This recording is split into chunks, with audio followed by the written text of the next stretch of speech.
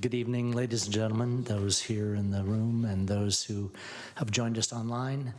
We're going to call the October 17th, 2022 meeting of the Planning and Transportation Commission to order. So, as we always do, please join me in the Pledge of Allegiance. I pledge allegiance to the flag of the United States of America and to the republic for which it stands, one nation, under God, indivisible, with liberty and justice for all.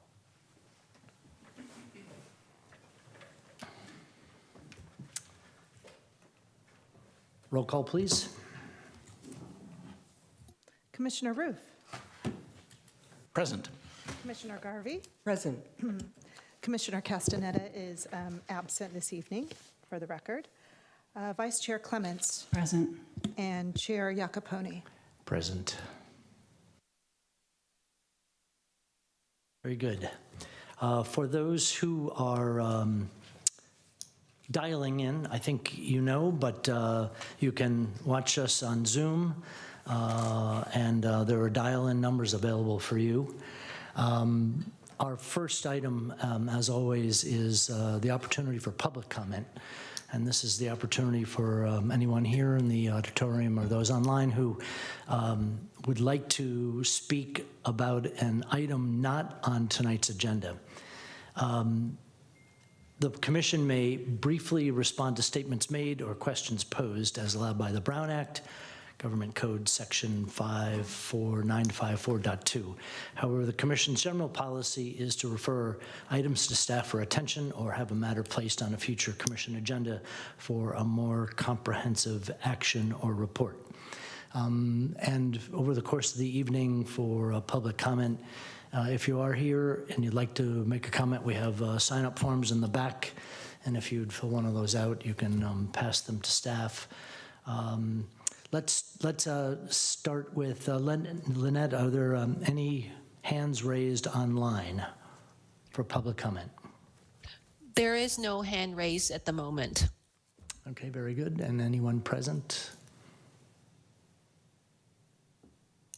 Okay, seeing none, we'll move to the next agenda item. So we have our approval of minutes. We have two sets of minutes tonight. And Lisa, can we approve both of these at the same time? Or do we need separate motions? Separate motions. Okay, very good. So let me formally check. Are there any comments or questions from Planning and Transportation Committee colleagues on the minutes? None for me. Okay, seeing none, would entertain a motion regarding the September 19th, 2022 minutes. I will move approval of the minutes from the Planning Commission meeting of September 19th, 2022. I second that. Commissioner Roof. Yes. Commissioner Garvey. Yes. Vice Chair Clements. Yes. And Chair Iacopone. Yes. Very good. And then the second set of minutes we have is from our meeting 2 weeks ago, the Planning and Transportation Commission meeting of October 3rd. If anyone would care to make a motion. Yes, I'll move approval of the minutes from the Planning and Transportation Commission meeting of October 3rd, 2022. And I second that. Very good. Roll call, please. Commissioner Roof. Yes. Commissioner Garvey. Yes. Vice Chair Clements. Yes. And Chair Iacopone. Yes. Thank you very much. Okay, we're going to move into the public hearing portion of our evening. Our first item is with regard to 703 Knoll Drive, APN 050-094-100. It's the appeal of the RDRC decision for a design review approval of a 2,513 square foot residential addition. And so I think, Rucha staff, we have a presentation to start us off.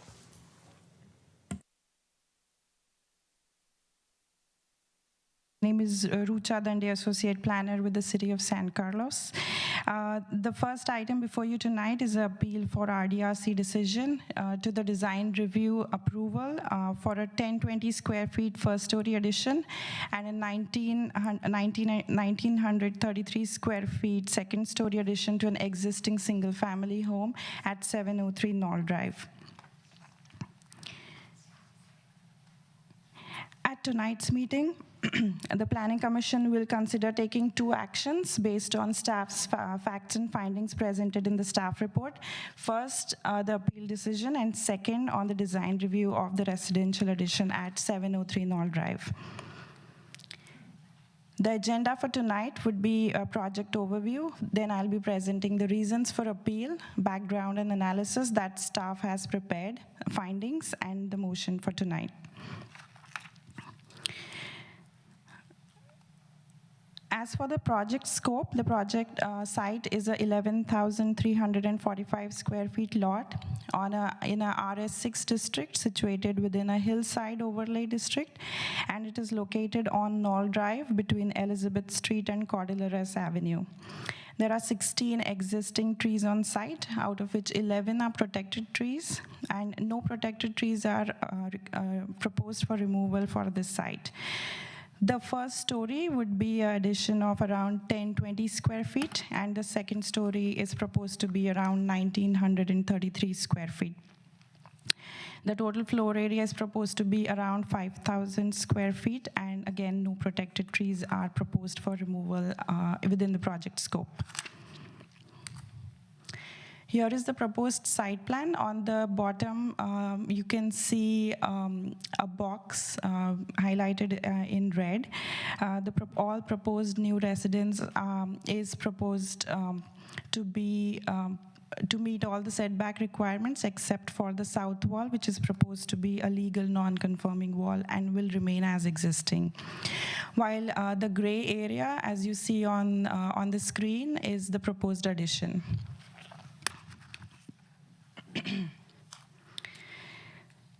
Here is the proposed landscaping plan. Most of the existing landscaping is proposed to remain as is. All new landscaping will meet the drought-tolerant requirements per the hillside overlay district. Again, there are 16 trees on site, 11 trees are protected, and the applicant has an arborist and landscape architect on board who will help implement a tree protection plan during construction to save all protected trees on site.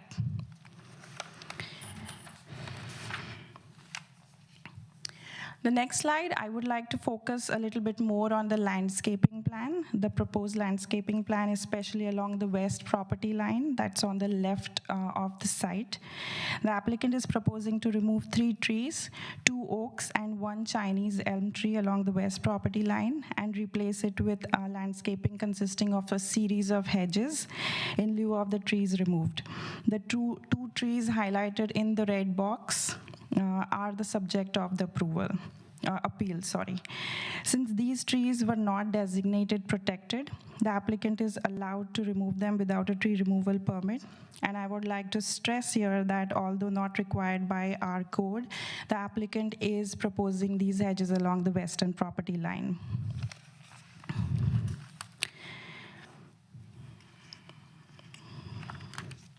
Moving on, this is the proposed front elevation. Here is the proposed side elevation, that's the east side. The proposed rear elevation, that's the south side. You can see a key on the bottom left of the slide.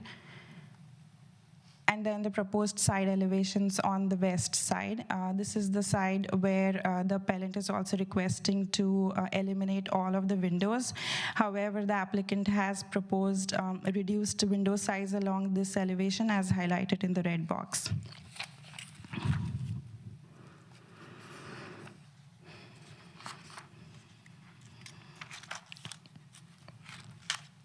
Here are the 3D views of the proposed residential addition and how the house would look. On the bottom, you would see the third image where you can see the hedges along the western property line that the applicant has tried to show in this 3D image. Here is the color and material board. The proposed design utilizes asphalt shingle in earth tone, limestone for porch, and black metal for window and door trims. The overall exterior would be stucco finish in white dove color. Here on, I would like to provide a little bit of background on the RDRC proceedings that happened around summer of this year. At the July 5th, 2022 RDRC hearing, a question arose whether trees planted on the property of 703 Knoll Drive, which is highlighted in red dotted line on the slide, by the owner of 731 Knoll are considered protected or not, and therefore would it require a tree protection plan or not. The project was later continued to allow staff time to provide more information on the background, during which time staff reviewed all the past meeting minutes, project plans, landscaping plan, and so on and so forth. And then staff also spent additional time preparing a summary, researching the additional information that was gathered during this time, and it is included as an attachment to the staff report tonight. After careful consideration and deliberation, RDRC approved the project at its August 15th RDRC meeting. As shown on this, and the landscaping plan was approved as shown on the right of the slide here. So the green highlighted is the proposed hedges, and the existing are the 3 trees that were proposed to be removed, and this was approved by RDRC. I will come back to this slide and discuss this in more detail later on during the presentation, as I'm sure there will be more questions on this. Later, on August 25th, that's the 10th day of the approval, the neighbor at 731 Knoll Drive, Mr. Hovitson, who had also commented at the RDRC meeting, appealed RDRC's decision giving these 3 reasons. And staff has provided itemized response for each of this reason, and I will go into more detail later on. But the main reasons were that first, the removal of oak trees or the oak trees are protected by the Ordinance 1580, that's our protected tree ordinance. Then the second, privacy concerns along the western facing window that I briefly touched upon, and I will describe that in more detail. And the soil subsidence on 703, 731 Knoll border.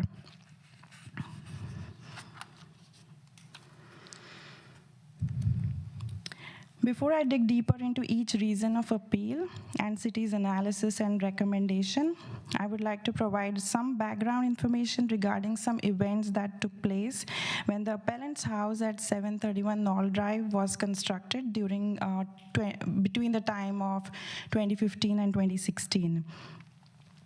In October 2015, RDRC approved a new house that you can see in gray on the bottom of the image at 731 Knoll Drive, and subsequently the applicant at the 731 Knoll Drive requested to remove a huge protected tree. That's tree number 7. You would mostly see reference to in the conditions of approval.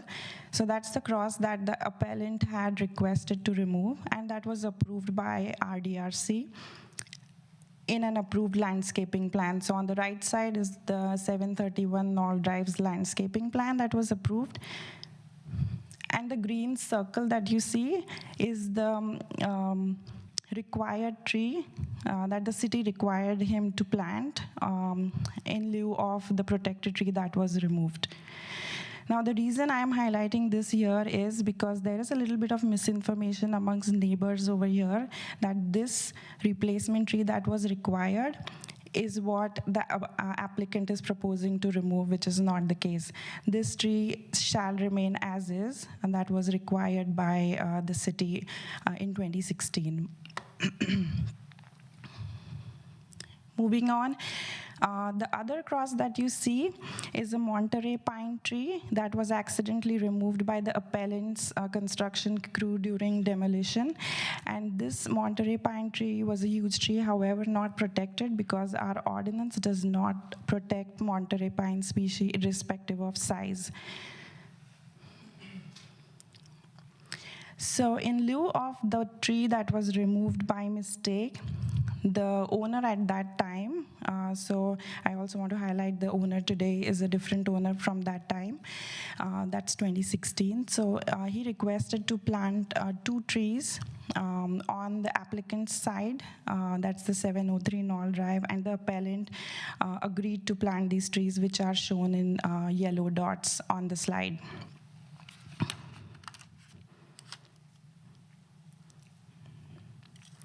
However, this was not required as a condition of approval, as the removal was not considered to be a protected tree. So if you refer the minutes from February 2016 and March 2016, you would not see any reference of requirement of these 2 trees on 703 Knoll Drive. Now fast forward to today, the applicant of 703 Knoll is proposing to remove these 2 trees, those are the 2 yellow dots, as part of their proposed development, which according to the city were never required in 2016. Actually, I would like to take a little bit of pause here for everybody to digest the information here and then move on to the next slide.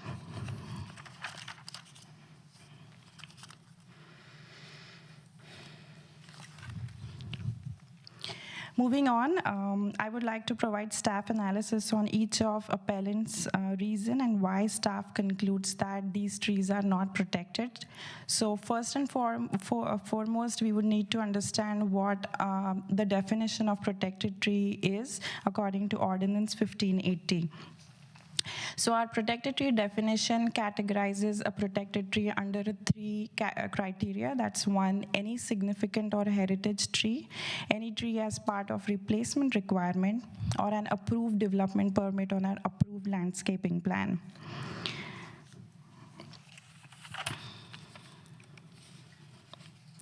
And then I would also like to mention that there are some species that are not protected irrespective of size. So those would not fall under any of these categories, even if they were big enough. And Monterey pine is one of them.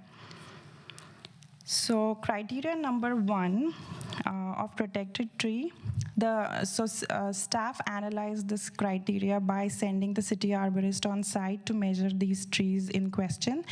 And the city arborist visited the site in August of this year and confirmed the trees are not protected.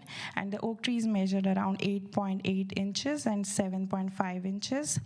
And any tree to be significant or heritage has to be 9 inches trunk, measured at 54 inches from natural grade, and therefore these trees were, staff has concluded that these trees are not protected under this criteria. Number 2, any tree as part of replacement requirement. So staff reviewed the RDRC meetings, the conditions of approval from 2015 and 2016, and these trees were not included or not listed in the conditions of approval. Again, Monterey pine is an unprotected tree by ordinance, irrespective of size. Therefore, these are not protected trees under criteria 2 as well. And criteria number 3, if the tree is in an approved development permit or an approved landscaping plan. So we reviewed that as well.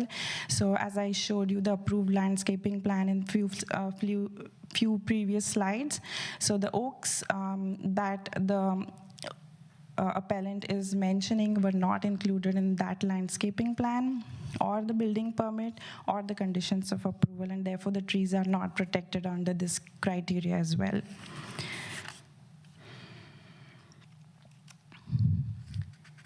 So these are the photographs of the trees that are in question. Now, the reason number 2 for appeal was privacy concerns on the westerly facing windows.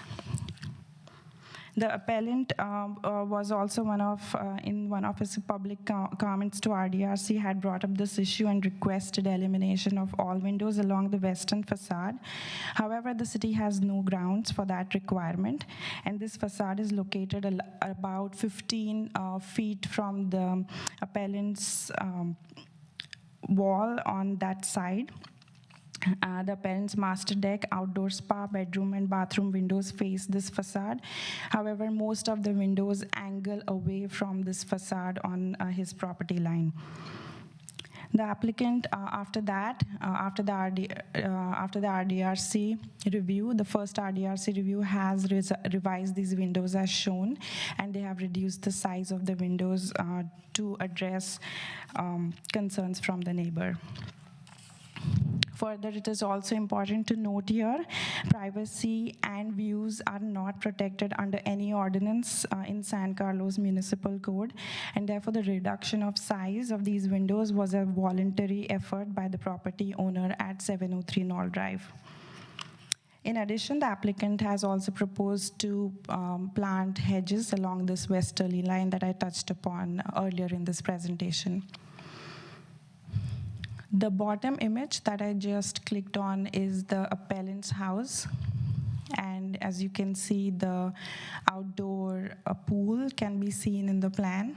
And that is, and the 3 trees as well. So I just saw the pointer. It's not working. But I think that is clear from the image. And these are the hedges that will be planted along, proposed to be planted along the western facade. Again, this is an outline of the proposed footprint of 703 Knoll Drive. That's the applicant, and in context with the appellant's house.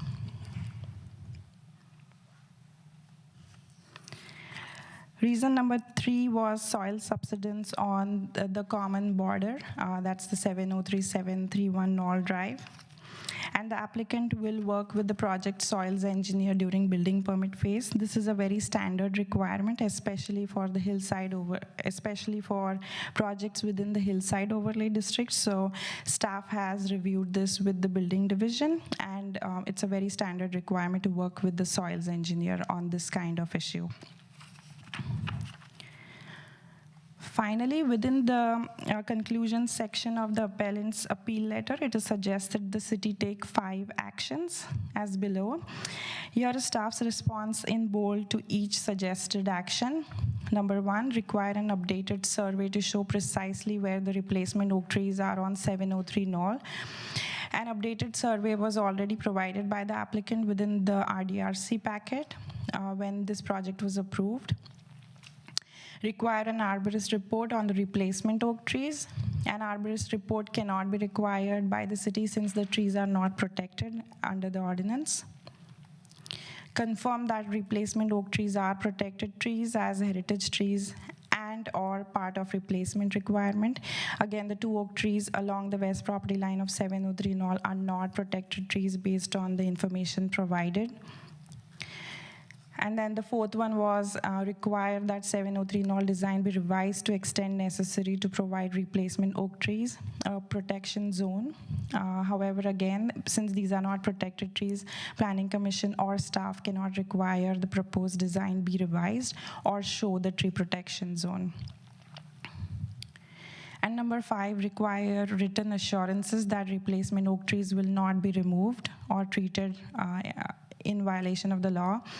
The applicant has proposed to remove the 2 unprotected oak trees in addition to the Chinese elm. The removal of these trees would not be a violation of the code as they are not considered as protected trees based on all the information that I have provided. The neighborhood outreach and public notice, staff conducted the regular standard neighborhood outreach and public notice for this meeting. And even before the notices went out, we received 2 public comments, which were in opposition of these tree removals. Again, both of these comments seem to be confused with the replacement tree requirement as to which was these replacement trees. So staff has responded to this, these public comments, and these are included as attachment number 7. For tonight, the basis of findings for the Planning Commission would be the findings based off of the RDRC review that was approved on August 15th. So if you were to approve this project, the findings would be based off the RDRC review.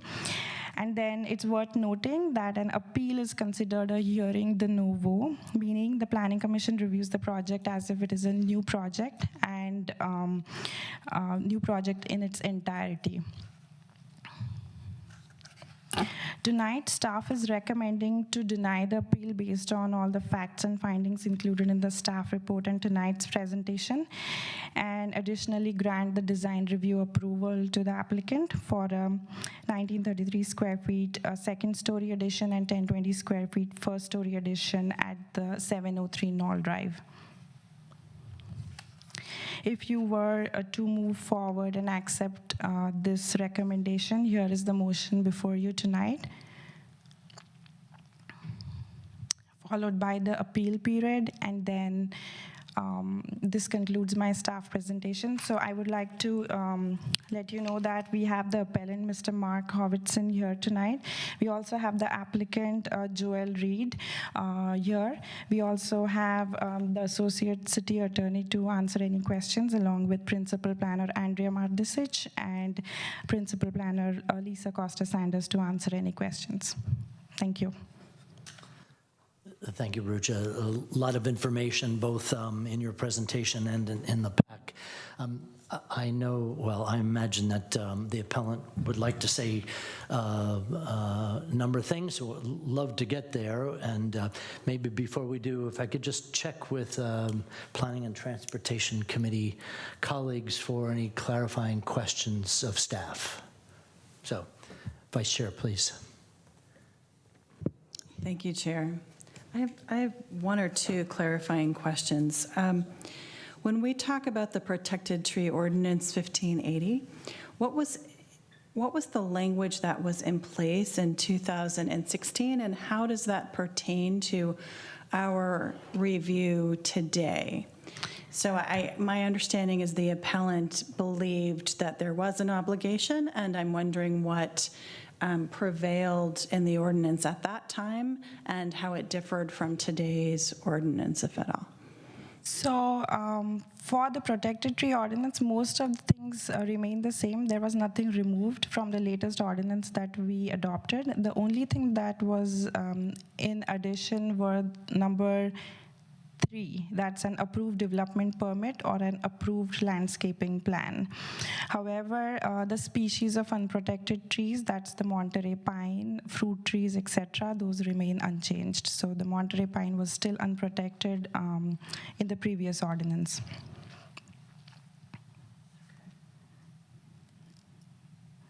That was my major question for the moment. Thank you. Commissioner Roof. I have a question on the parking. I think it was in there, but I lost track of it, so I'll just ask you. Because of one of the neighbors raised parking as a question, what is the requirement and what is proposed for parking? So since this is a residential addition, the requirement is whatever is existing can remain. However, for a new house, 2 parking spaces are required, and they have provided those, and they also have parking in the driveway. So they do have 4 parking spaces as shown in the plan, in the site plan. Thank you. Commissioner Garvey? Okay, and thank you, Rucha. None for me, so appreciate it. Thank you. For our appellant, would you like to step up and introduce yourself for the record, and love to hear your comments. Thank you very much. Appreciate the opportunity to come talk to you folks this evening. My name is Mark Howitson. I live in 731. I was the guy who was standing here back in 15 and 16 trying to get my place approved, and I appreciate the challenges that you must face dealing with these regularly, and I appreciate your time and attention. I also want to thank the staff for reviewing all this stuff. I did look at the materials, and there's a lot there. But notwithstanding that, I need to point out that it appears that the staff report is incorrect on a bunch of points. The first point that is important to note is that the law that is applicable is the one we just saw, and it's the term replacement requirement, and that's the one I'm focusing on. They spend a fair amount of time talking about the others, but those really aren't applicable. One of the trees is 8.8 inches, so it's not by 0.2 of an inch. So the other language relates to it being in part of a plan, and they were not part of a plan. And they weren't part of a plan because the plan related to 731, not 703. So they weren't specifically laid out in my plan that you just saw a picture of, because that was 731's plan. It didn't show 703. So the law that matters is really 703. Is really the part that talks about replacement requirement. And the key there is it's undefined. It says any tree. It doesn't say just a few trees, some trees, or any particular trees, or excludes any trees. It says any tree as part of a replacement requirement. It does not say that the tree that's being removed has to be a heritage tree. It does not say that the tree being replaced has to be a heritage tree. In fact, that would make no sense. It can be any replacement. You can trade one tree for another under the language of the statute. And I even looked at the regulations, if that's what they're called, to determine whether or not maybe the city had ever published a definition, something more to help me understand what it means, and they didn't. So really, there is no definition for it. There's no requirement that it be written in some form. We know that's not true. We know it's not true that it has to be written in a particular form, because if it was, it would be part of a plan, right? Because if it's written, it's part of the plan that's approved. And if it's not written, then it wouldn't necessarily be part of an approved plan. It can be a part of an exchange, as this one was, right here before the RDRC, when the multitudes of discussions occurred here about what to do about Mr. Weisberg's concerns over the pine tree that was removed, and his concerns about the privacy that was going to create, the privacy problem it was going to create. So, again, it contains no language also that it's nullified if the two neighbors agree on some portions of what's to be done, all right? And that makes some sense, because in this instance, the RDRC says, well, we're really troubled by the removal of the pine tree. And then there's some discussion about what kind of tree it is and that sort of thing. But what the RDRC knows is that, well, we can't just unilaterally tell Mr. Weisberg that Mr. Howitson is going to plant trees in his backyard. But what we can do is if Mr. Weisberg is okay with that idea, we can have an understanding, and we can reflect it in the documents, and I'll show you how they do that. We can have an understanding, and it will be a requirement that Mr. Howitson has to put 2 oak trees at enormous expense on that yard, and that they be of an oak tree variety. And I want to illustrate, before I get to the specifics of where the requirements were, how they played out as I saw the requirements sent to me. I'll get to that in a minute. But I want to make a point. If you read the staff's document, you'd be led to believe that this was just some offhand agreement, just something that just happened to occur while the RDRC meeting was going on. That wasn't the case. The RDRC meeting was going on, and the neighbors were upset about the tree removal, and they were asking me what I'm about to do about it. And if you believed the staff's report that it was just a side agreement, then what you would have found is there would be a Monterey pine tree planted on the neighbor's yard, because if you look at the record, that's what Fred Weisberg said he wanted. He came into the meeting and said, I want a Monterey pine or a magnolia. But then the RDRC people step in and said, I forget who the person's name was. I can get it for you. I don't have it right here. But one of the RDRC members said, it should be evergreen to provide more privacy, and somebody else suggested an oak. And what happens? There are oak trees over there now. So clearly, Fred Weisberg comes in with the notion that I want to have a pine tree. And then the RDRC members add their 2 cents right here and say it should be an oak. And indeed, they even identify it by its scientific name, which I don't remember. But anyway, that's what they said. So my understanding was I have to agree to plant these trees pursuant to what Fred Weisberg wants, otherwise this doesn't get done. So, okay, fair enough. And Fred and I were pretty reasonable. So I said, we can work on that, we can get it done. And we agreed to cooperate to plant the trees on his yard, because that was going to require some help. But you see, Fred had to agree, had to consent, because otherwise we can't put trees on his yard unless he's there and says it's okay, fine. So a private agreement in and of itself doesn't mean that this was some non-replacement requirement. It absolutely was. And so with Fred's sort of green light, you see that the privacy issue is resolved because we agreed to put the 2 trees on his property, and indeed, we put them where they're legally supposed to be, beyond the right-of-way. If you go look in the back of the thing, they're even set so they're beyond the right-of-way, because that was the legal requirement. And then you'll see, so the conditions of approval. Now, they spend a fair amount of time talking about the wrong 2 conditions. They talk about 2 and 12. We're not talking about 2 and 12. 2 and 12 specifically relate to the oak tree that was in the corner that was sick and dying, and I got approval to replace. 2 and 12 are the ones where the RDRC said, on your plan, the 731 planting plan, you need to have a 48-inch box, and that's where you'll see this approval condition 2 and 12. But it's condition 3 that is relevant, because condition 3 is the one that says proof of size of all new trees is required. It doesn't say just the few trees that you plant on your yard. This is the language that I read, and I go, okay, Brian Baird was my landscape architect. Next, Brian, we have to have proof of all trees. So we put the trees in. There's a long story about how that happened. And then to show that this was the requirement that was relevant for the trees that we put in on 703, the city has an email exchange that I think I included as Exhibit 4.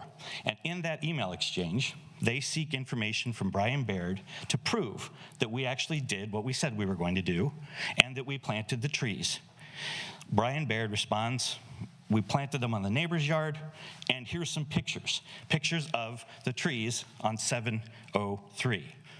Why on earth would Brian Baird send pictures and proof of trees that we planted to the city if it wasn't a requirement, if it wasn't some agreement, or if the city wasn't holding up my deposit because they weren't satisfied that we did what we said we were going to do?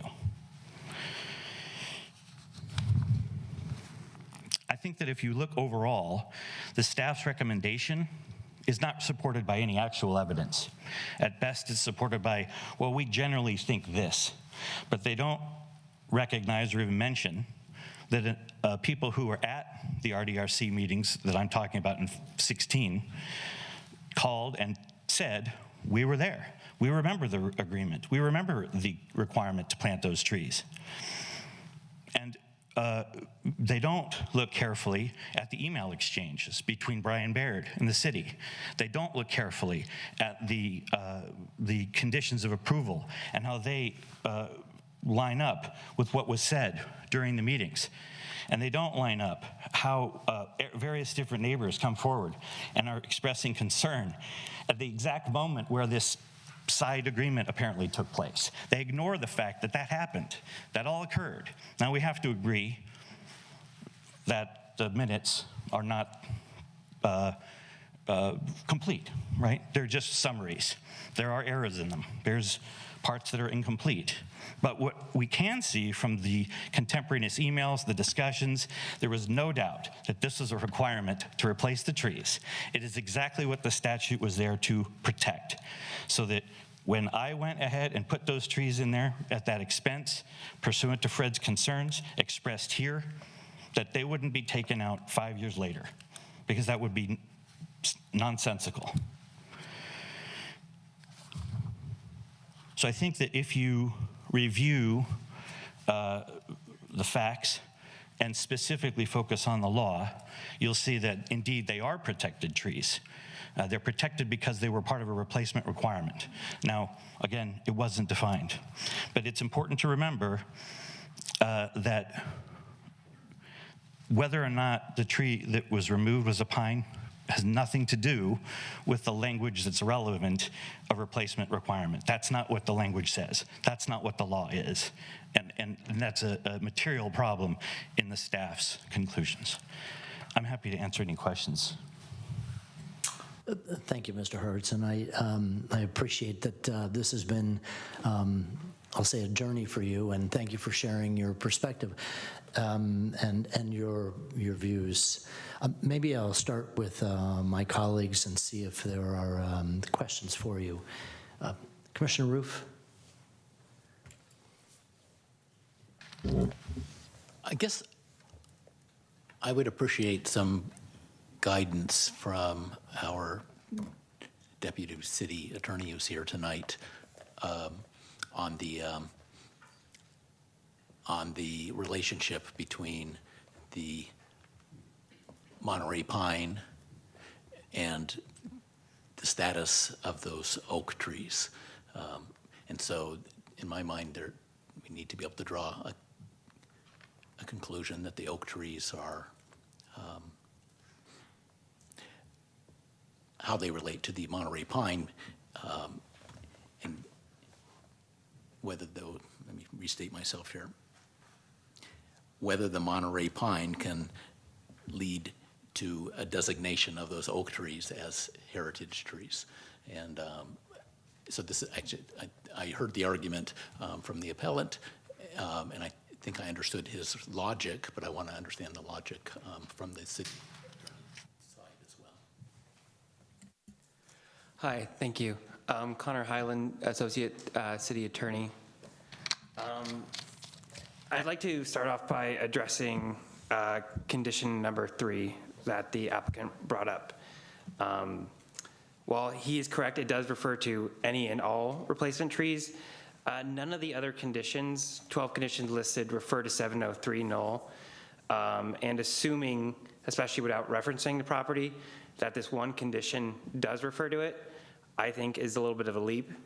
And then further, if you look at the requirement, further down, it refers to just one tree, not multiple trees.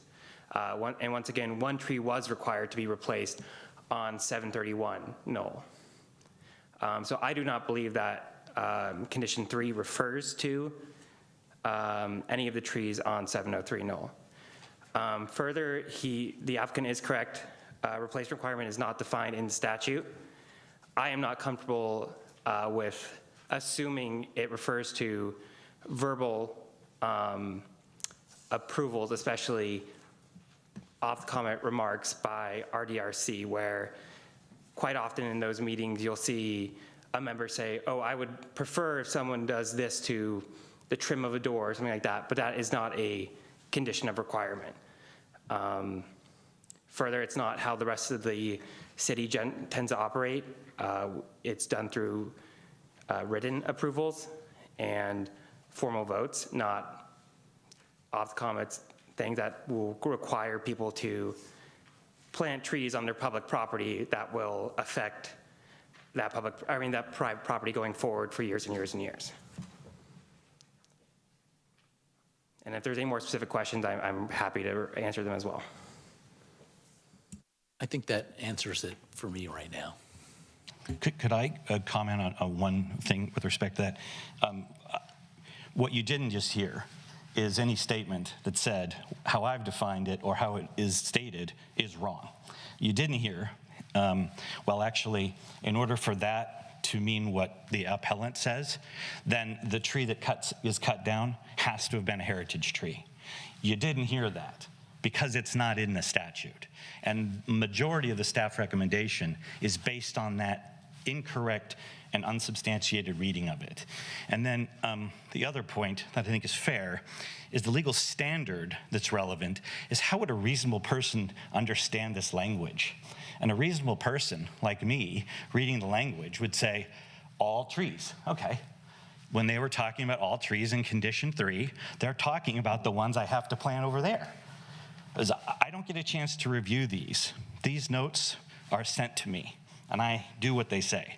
So it wasn't as if the language that we're talking about was the process of a back and forth between two commercially reasonable parties. The city says, here you go. And I planted the trees, so.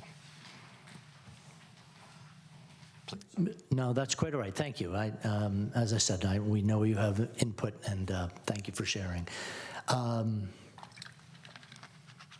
Vice Chair Clements. Oh, thank you. I'm not going to be able to confine all my questions to one period. I hope that's okay. But I wanted to ask our attorney that the understanding of the replacement tree ordinance is that although it may not be drafted perfectly, is it your understanding that the replacement of the tree in question refers to the tree that is taken down, and that the replacement of, obligations inure depending on the type of tree taken down? So the appellant's question about it may or may not pertain to that tree, and that we could be talking about two different trees at the same time. What is your reading of a reasonable interpretation of our replacement tree ordinance? That's one question. The replacement tree ordinance can be, or there are multiple ways that it can be replaced. It can be done through a replacement requirement, as the applicant notes, which is not defined. But that replacement requirement, at least in the current ordinance, and I believe in the former ordinance, that replacement tree is supposed to be set through the city arborist. And that was not the case here. The replacement trees on 703 or on 731, and I believe there was no city arborist or city landscaper input into the trees for 703. Further, replacement trees can be required through conditions of approval, but as we previously discussed, that's not the case here. There's no condition of approval requiring it. The city can require it for non-protected trees. For instance, if the city, but it would have to be, in my opinion, through a condition of approval or a written replacement requirement. I don't think a off-the-cuff remark saying this should be oak trees because someone knocked down the tree is enough. I don't think that's sufficient. Right. Thanks. So can I just intrude one fact? I'm sorry. I'm kind of confused. Like, there is a lot of facts going on in this case, and I really want to try to get a couple questions answered so I can listen better to you in a minute. My second question is, how common is it for a permit to condition some work to be done on a site that is not the subject of the site of the permit? It's pretty uncommon in my experience, for a planning commission decision or RDRC decision about one private property to place conditions on another private property that isn't part of that applicant's property. That's right. Okay, but that's not to say that, of course, two private parties could not come to agreement about something they thought was mutually beneficial. No, they're welcome to, and especially if it was the case that due to construction or some other thing, someone else's private property was damaged by another private person, they could definitely come to an agreement to avoid litigation or other causes or other action to replace that tree. Right. Yeah. And I see Andrea had approached at the question I had, the first question, asked and answered. Thank you, Chair. That's all I have at the moment. Commissioner Garvey? No questions. Okay, thank you. Commissioner Roof? I'm good for now. Okay. I think I'm okay for right now. I think, Mr. Howitson, you had another point you wanted to make? Very brief. When the city attorney mentioned the appearance of arborists, there were no less than 3 arborists there during all of this discussion. And they were part of the discussion. In fact, one was helping me understand what the Latin word for oak tree was. So they were there, and they were involved in discussing this issue.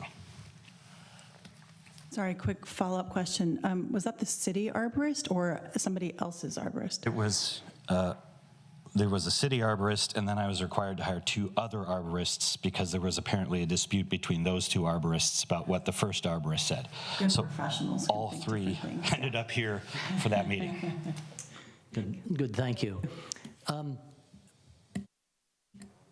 I think it's maybe appropriate to turn it over to other public comment. Let's check here if there are others. Lynette, is there anyone in the audience online that would like to speak on this topic? There are no raised hand at this moment. Okay, thank you. If you would like to, if you could come on up, it'd be great if you could fill out a speaker card, but in the absence of that, come on up and please introduce yourselves for the record. That'd be great. Sure. Joel Reed, owner of 703 Knoll. We moved into it in 2020, about 2 years ago. Couple things. First of all, I appreciate, I think like Mark, everyone's time and attention on this. This is a big group of folks. A lot of resources went into it. Your summary is tip-top. I do presentations for a living, and I'm impressed. It could have used a few more wingdings and builds, but otherwise it's pretty good. Mark, I appreciate your patience and collaboration through this as well. I think where there's a will, there's a way, and I'm looking forward to coming to a resolve. I think at the end of the day, we're all going to be neighbors at the end of this, and I think we want to be good neighbors. I have total sympathy for you. Unfortunately, I was not here in 2016, nor was I there in 2018 when the trees were replanted. We purchased the home 2 years later. We've been watering the trees. They've grown up to 8.8 inches. I think when we started the whole project, they were probably closer to 6. They were not picked up on an earlier arborist report when we were doing our designs because their size was simply too small.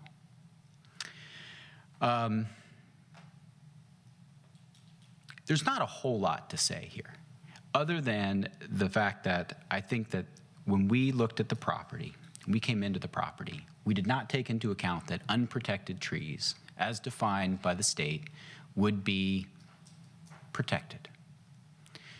We like the trees, we like the privacy, and we are committed to replacing the trees, moving them, putting in privacy laurels, doing something that takes the place of those. Unfortunately, the trees are not protected, they're not of the right size, and unfortunately, they're also planted in the middle of our yard. To properly put a placement, a protection tree placement around that, would prohibit us explicitly from building really on that whole side of the house.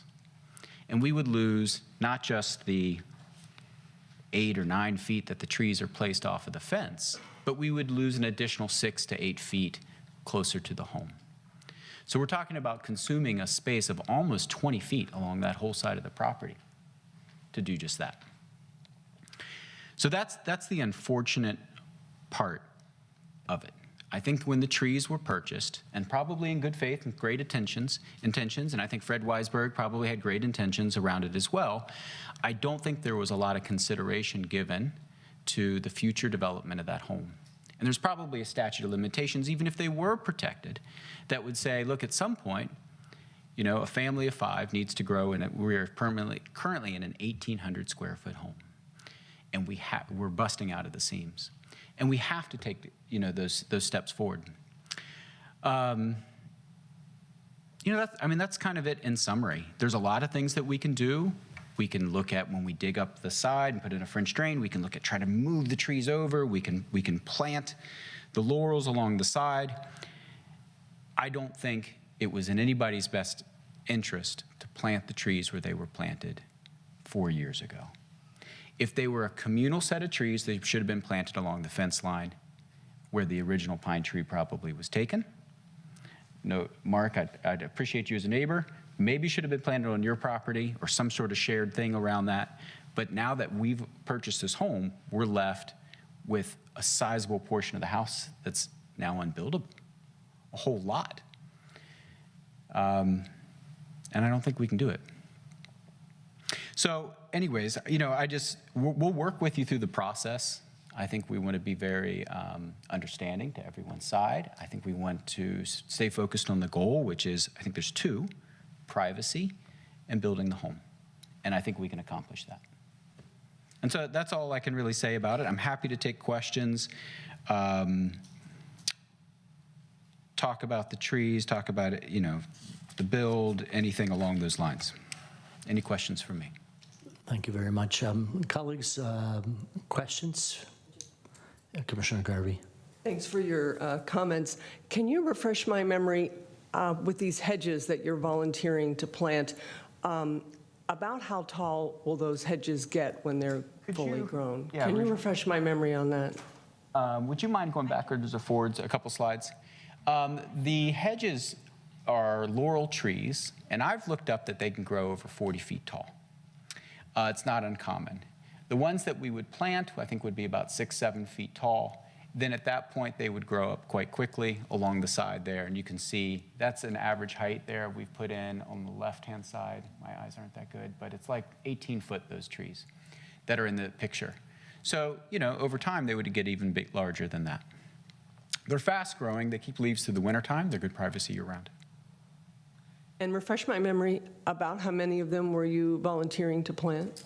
Well, I think these are to size, so, you know, this would be roughly 12 trees.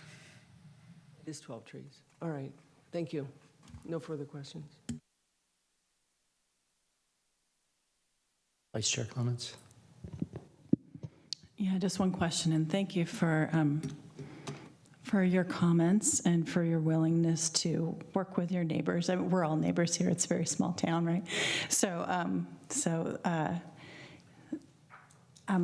Just one question. When you bought the site, when you bought the house, was it your intention to expand? And It was. you always anticipated to expand the footprint of the home, and that's one of the reasons you bought? Correct. Okay. Now, I wish interest rates would come down, so that's a little bit of a different thing, but, We all would. right, Okay, thank you. yeah. I'll just make one more comment, too. You know, there was a question about parking, and we have increased the size of the driveway about double size. Good, thank you. All right, well, are there, I'll check one more time. Lynette, are there any other hands raised online? There are none. Okay, I think we're at the point where I would entertain a motion to end public comment, and we can go into our discussion. So moved. Second that. Commissioner Roof, Yes. Commissioner Garvey, Yes. Vice Chair Clements. Yes. And Chair Iacoponi. Yes. Very good. So as we do, it'd be good to hear thoughts from my colleagues, and I'll chime in as well. So, Commissioner Garvey. Thank you, Chair, and thank you to everyone who's come this evening and spoken. The RDRC, which I am a member of, did talk about this at length, and I want to first express my appreciation to staff for going back and looking at the record, because in this instance, the written record the RDRC felt was very important. And we did discuss that at length, and we did take that into consideration when we made our decision to unanimously approve the project. And I appreciate the comments made by both property owners this evening, and I think it's true that we hope that we can come to a resolution that allows for privacy and allows for the building of the house. And I won't go into a lot more detail about what the RDRC discussed, other than I do want to make a comment about the windows and express appreciation to the homeowner at 703 for volunteering to reduce the size of the windows upon hearing the concern from his next-door neighbor. So I did say that at the RDRC meeting, and I want to say that on the record here also, and to thank you for that. I can, if it's the wish of the commission, do a deeper dive into other things that the RDRC discussed, but I think I will leave it at that for now and be available to answer any other questions if the commission has them. Thank you. Thank you very much. Vice Chair Clements. Thank you, Chair. And thank you to the applicant. Thank you to the appellant for talking through your thoughts and your beliefs with us. And I want to commend staff. There's a lot of research on this and a lot of work on this.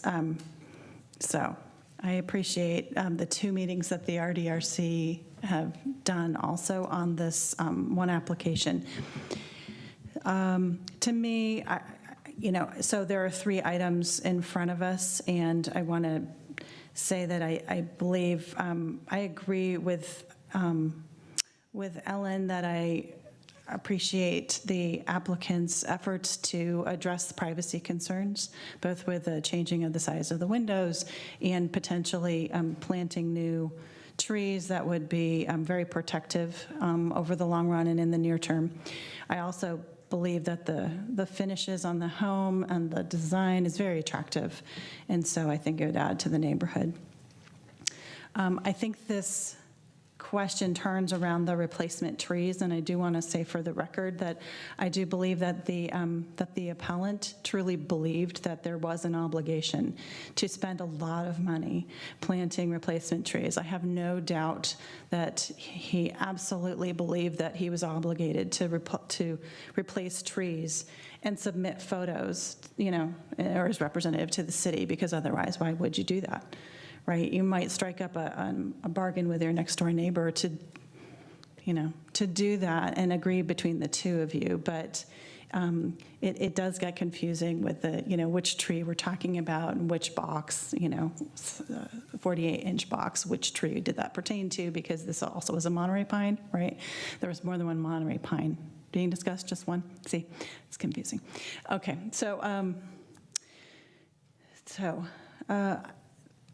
I guess that said, the conditions in today's ordinance, to me, it sounds very reasonable to interpret it such that the replacement is not required because it is not obligated per today's replacement tree ordinance, as much as I really like trees. And we've talked about that over time when we talked about the protected tree ordinance at least twice before the Planning Commission. I think the question is really what's the city's legal obligation to have required those trees be replaced? And then was there evidence that that was true? And then actually to the applicant's point, even if that were true at one point, how long does that obligation to somehow then protect that investment stay in place? Is it 5 years? Is it 10 years? Is it 15 years? What does that mean for the long term? And I think it points out the fact that this would be a very unusual condition in which an investment on someone else's parcel would have been part of the permit conditions for one property, but the improvement would be on the other property. Because we all know that people buy and sell properties. So, and lead to situations like this in which an investment, very honestly made, and that there's no control later on over the investment because it's not on your property, unfortunately. So, to my mind, that seemed very illogical of that interpretation that the permit would have required that to be done on a different parcel. And so to the extent that the written record is a little bit unclear or could have been interpreted to be unclear in that way, it seems like that would be a logical conclusion, that if all else fails, that seems like a strange requirement. But staff's recitation of the 3 conditions on today's protected tree ordinance language, it looks like none of those conditions are met, and therefore it would not apply. And those are my comments. Thank you, Vice Chair Clements. Commissioner Roof. I appreciated the RDRC's work in reviewing the plan and brokering informal agreement about the window sizes, et cetera. So I think the proposal meets the design review criteria, the finding that we need to accept. And as far as the trees go, I think I also see there's some ambiguity and there's a rather complicated logic that one can string together to make the case, but I don't see that supported explicitly enough myself to come to the conclusion that that those trees should be protected trees, should be considered protected trees. There's a couple reasons. I mean, the first is it was a Monterey pine, so those trees, which is not protected. And separately, a separate argument, either one would be sufficient for me to say they're not protected, is that there was no designation of those as protected trees in the approved plans by the building department. So, so I guess I can't see how those trees, how we can really call those protected trees. And trying to take a little bit higher elevation view of this, it makes sense to me that that those, it seems unfair to the 703 owner to consider those trees protected on the overall circumstances of it. I mean, they're not, so for all those reasons, I would not consider those to be protected trees, and because the applicant has met all of, I think we can meet all of the other findings required to approve the application, then I would be in favor of approval. Thank you, Commissioner Roof. I guess for my, maybe two thoughts for me. One is more general, and I think we're asked by City Council to both promote development within the guidelines that are in the statutes and the regulations, to help neighbors adhere to the requirements, for example, setback, floor area ratio, landscape plans, architectural design, and also to support the rights of individual homeowners to develop their properties, whether it was 6 years ago or whether it's currently. And I think that, so from the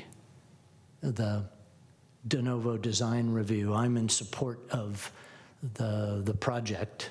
And then I think it comes back to the appellant's points. So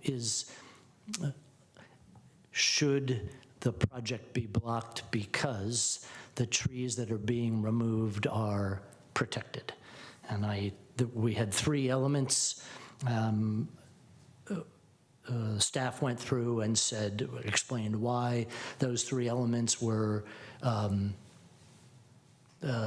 not correct or would not support being a protected tree, and I think the appellant acknowledged two of those. And then we got into a conversation around, are the two trees that are on the adjacent property part of the approved landscape plan at the time? And I don't see in the record that that's the case, and I didn't hear, so therefore I'm also don't find the right basis to approve the appellant's objections to the permit and to the design review. So to recap, I support the design of the home as presented, and I do not see, I do not agree that we should be denying or that we should be approving the appeal of the appellant. So I think with that, maybe let me just check, because I think I know what you all said, but let's just be explicit. Are you all ready to, let's say, make a vote? Okay, and so Commissioner Roof, I think you said that you would deny the appeal and support the design review. Is that correct? Correct. Okay. Commissioner Garvey? The same. The same. Vice Chair Clements? Yes, the same. Same, okay, thank you, and myself. So I think on that regard, then I would entertain a motion as written.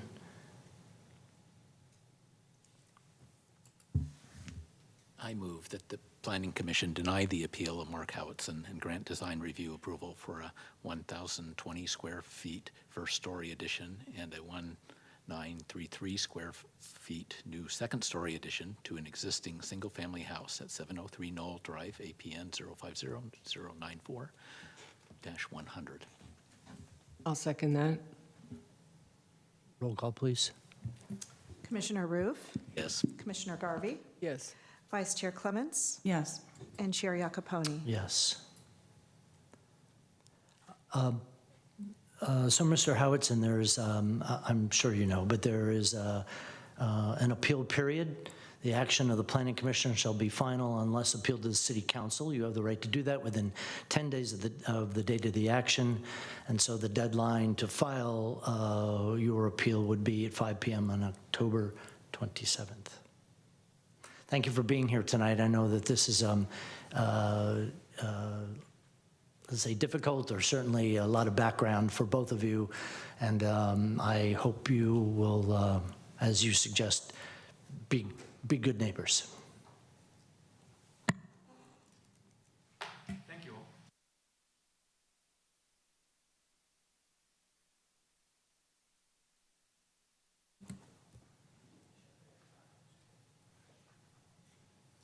So our next agenda item is an informational session, and we're going to receive a presentation on the focused general plan update, which includes amendments to the land use element, community safety and services element, and then minor changes to the circulation, noise, environmental management elements, and associated amendments to the zoning ordinance in response to the housing element update.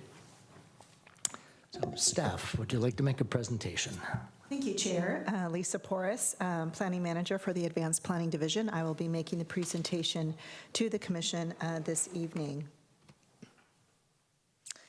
As you noted in introduction of this particular item, Chair, this is an informational session, which is primarily in response to a project that you all are all very familiar with, which is the update to the city's housing element.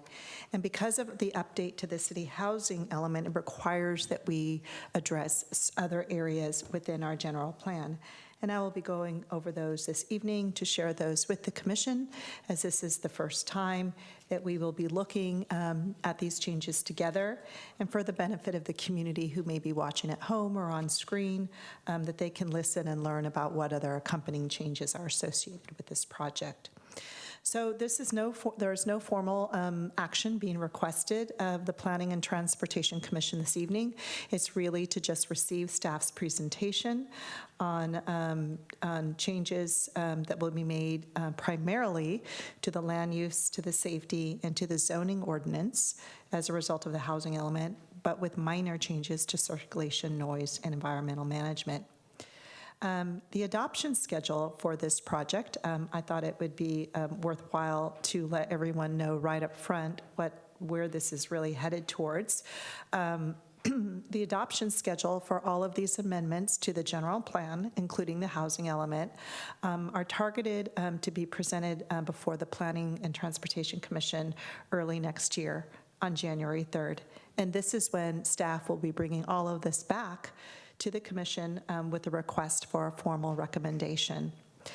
And then following that, staff would take the Planning Commission's recommendation to the City Council on January 23rd, where the Council will consider adoption of all of these changes to the land use element, to the general plan, including the housing element and including the first reading of the zoning ordinance. Because any changes to the zoning ordinance or changes to an ordinance require a first and second reading, we would need to come back on February 13th for the second reading of the zoning ordinance piece. And then if those are passed by the council, the new zoning changes would go into effect in mid-March of next year. So just kind of refresher, what is the Focus General Plan update? As we began to work on this project, we understood that there were going to be several components to it. The first component has to do with everything that's within the general plan. And the primary drivers of the general plan amendments are, again, the housing element and the safety element. The safety element is required to be updated to incorporate components on climate change and wildfire when jurisdictions are updating their housing element. So these are two pieces that we knew we needed to update. Along the way, with the changes that we're making to the housing element, it became very clear that we would need to amend our land use element as well.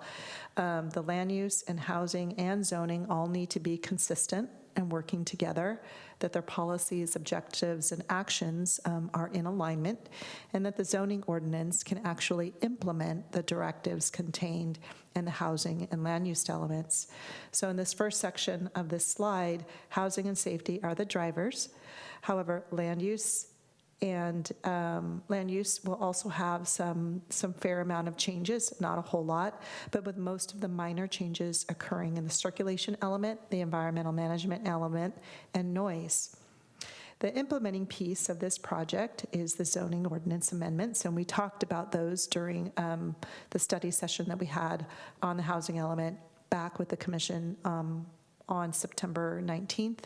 And then we presented the same study session to the City Council.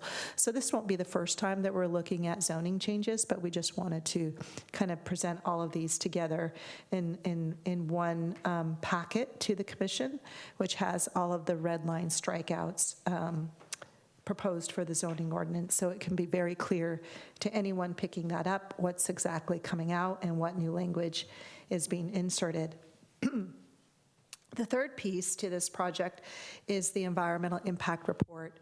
For this whole entire project, we are preparing and have prepared an environmental analysis of these changes as required by the California Environmental Quality Act. That environmental document was just released this past Friday on October 14th, which kicks off a 45-day public review period. By which comments would be due on November 28th by 5:00 p.m. And this is one of the formal components of this project. Whenever CEQA is involved, there are certain laws and processes that we must adhere to. And when environmental impact report is released, we are required by law to have that out for a certain period of time and then receive written comments on the document and then provide responses to those comments. So that's an action that will occur later on. But I think the important piece that I wanted to share this evening, and for anyone watching, is that the EIR has been released and comments are due on November 28th by 5 p.m. All of the documents that are being amended, including housing, safety, the environmental impact report, can be found on the project website at sancarlos2040.org. If you look under latest news or if you look under documents, all of those parts will be there. And then, of course, the zoning ordinance amendments we will upload, but they are part of tonight's packet. So by extension, those are now made available to the public. So this is a process that we've been working on since 2019, starting first with the housing element, but during some of the community workshops and surveys, we did get some input on the safety element as well. As we went forward throughout the years, we continued with public engagement to the point where in 2022, we now have draft components of the general plan ready to be presented, and an EIR that has just been released, and with adoption scheduled for early next year, just in time for the state mandate for the housing element, which requires that the housing element be adopted by the end of January next year. And so by extension, we are adopting all of the other accompanying pieces that go along with that by the end of January as well. So for tonight's informational session, there's essentially 6 parts to my presentation. I'm going to go over the changes in the land use element first and follow those by a little bit of an overview and a high-level discussion of the changes to the safety element. The circulation, environmental, and noise element, there's just really like maybe 3 policies in there total, but we are elevating those changes as well. And then I'm going to go into the zoning ordinance. A lot of this may be a recap, but it's going to be a summary of the changes in the zoning ordinance. So again, while the packet is very large and there's a lot of information in there, this is certainly not the last time the commission will see it. And if there are any questions or things that you notice along the way over the next several weeks or months as you kind of have your hands on that and you want to ask questions of staff, those are welcomed. And if there's clarifications that we need to make, we will certainly make those. If we need to prepare a frequently asked questions sheet and provide that back to the commission and post it on the website, we will do that too. So just kind of wanted to take a little bit of the intensity down a bit. I'm not looking for, specific comments or your thorough review of these at this point, but certainly anything that comes up, we'll be happy to take questions. But this is just really the beginning. So with that, I will go ahead and dive into my presentation, which from the last speaker, it does not have a lot of nice bells and whistles to it. It's kind of dry, and I apologize for that. I'll try to make it a lot more interesting when we get to the formal recommendation. But everything is in here, and I will be putting this presentation up on the project website as well for everyone to refer back to and be able to review and kind of get another kind of summary aside from what's in the packet. So with respect to the land use element, we needed to modify the land use designations. The commission may be aware that the land use element basically describes what type of land uses can go where and what intensities, and it's much more general or broader than the fine-tuning designations that you'll see in a zoning ordinance. So because we needed to make changes to the zoning ordinance as a result of the housing element, we needed to go back and make changes to our general plan land use designations. So in the land use element, you'll see changes made to those designations that really are in alignment with the proposed changes in the housing element and zoning. And by extension, not just the text designations, but we also needed to update the general plan land use map as well. We also made changes to the land use element wherever there was a discussion about the range of densities. Our highest density, which still is the case today and wouldn't change unless the changes to the zoning ordinance are made, is 59 units to the acre. But with the direction that the housing element is going and the adjustments needed in the zoning ordinance in order to meet our city's regional housing needs allocation, we are going at our highest density up to 120 units to the acre. So you'll see in different places in the land use element, we make that change accordingly. Some of the policies that have changed, I start to list here. One is removing reference to a parking study submittal. It just is outdated, and it's a cleanup item.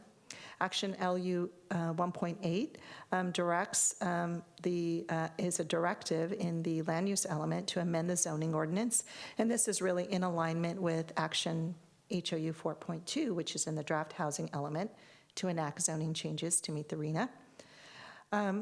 We incorporate references to accessory dwelling units in the land use element, and that's shown in one area on packet page 252.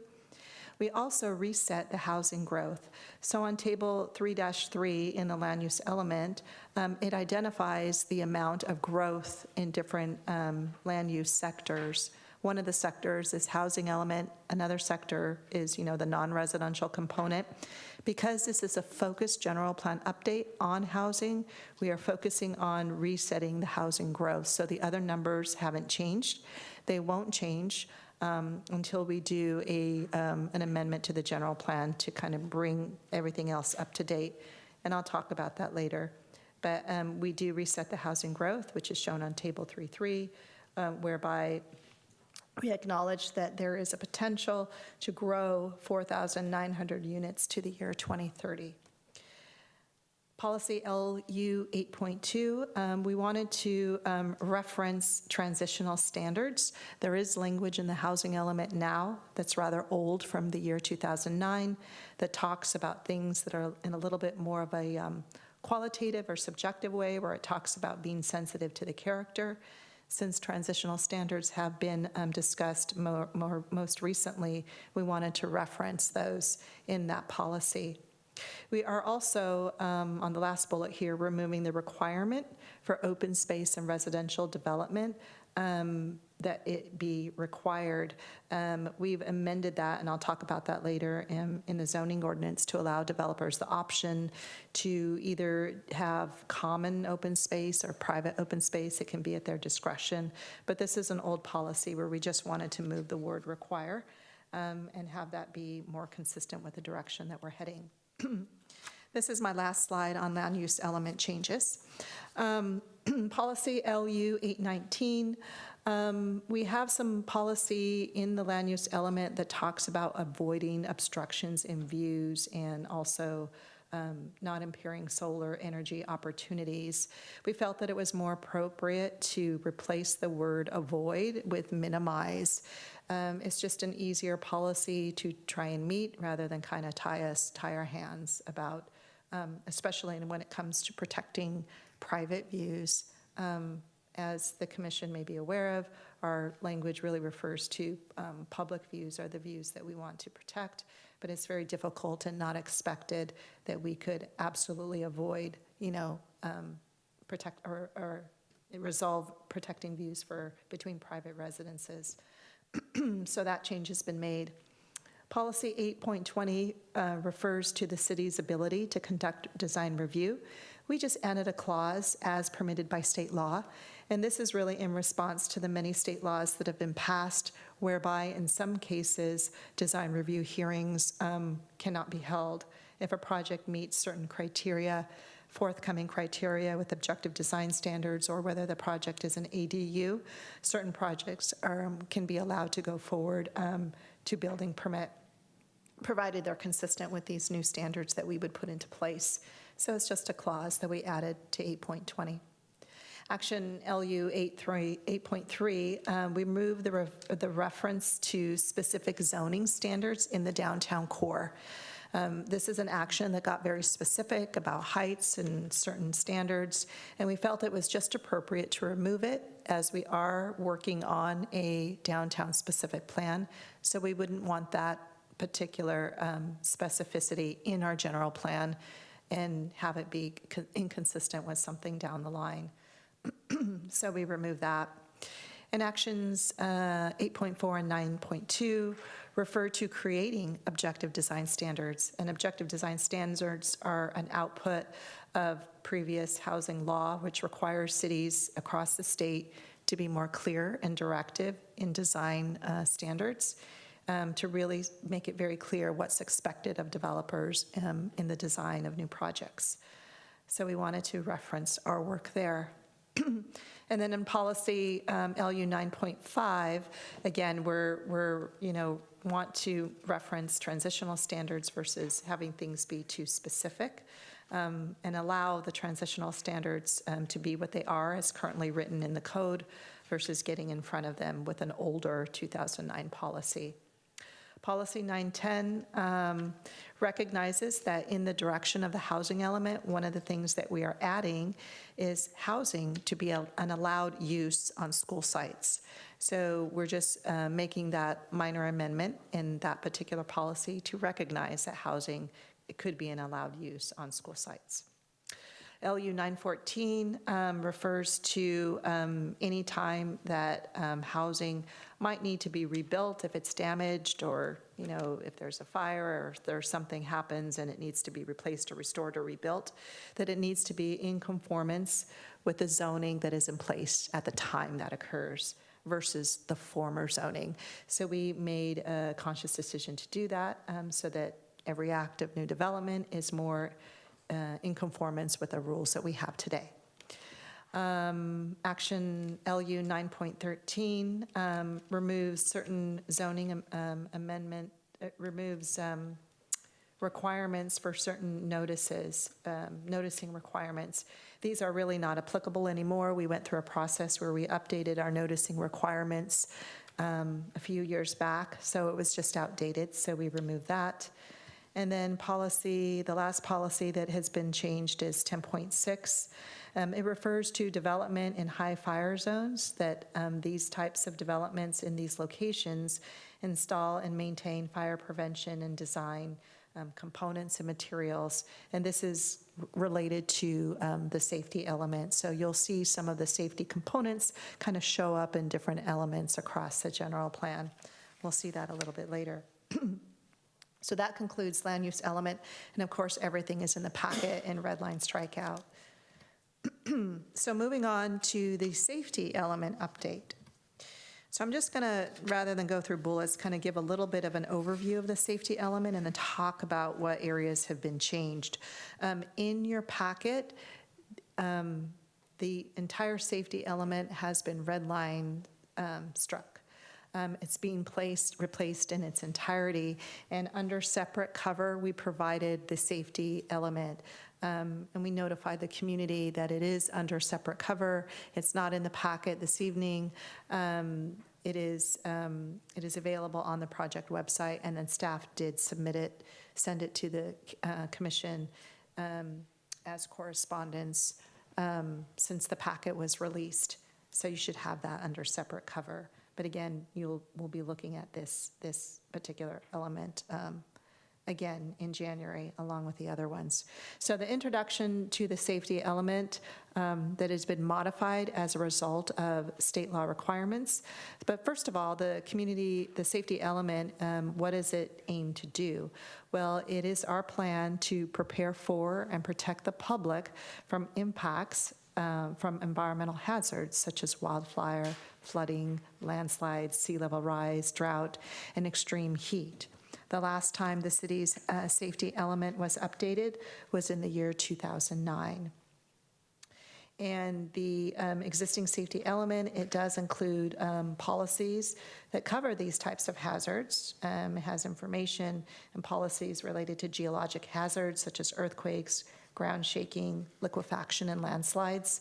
It addresses flooding, dam failures, and inundation, wildland and urban fires, hazardous materials, the airport operations, and then general emergency and disaster preparedness. Our safety element includes all of these policies as they're listed here. With the update of the safety element, as I mentioned before, we need to review the safety element when updating the housing element, and our housing element is now done every 8 years, so it is timing for us to look at our safety element. And since it was last updated, we had several new state requirements go in place that require us to address more components on wildfire and, for the first time, climate change and resiliency planning. Resiliency being the ability of the city's ability to adapt and recover should there be any kind of event. And also the state requires that we provide protection from these hazards in an equitable manner. So there's a required equity component to it, and that we address hazards to vulnerable populations. So updating the safety element this time around, we're incorporating the equity component, the wildfire, disaster preparedness, response and recovery goals and policies, resiliency planning related to sea level rise, severe weather, which includes severe weather and extreme heat and drought. So the vulnerable populations piece that I just wanted to touch on. So what are the vulnerable populations?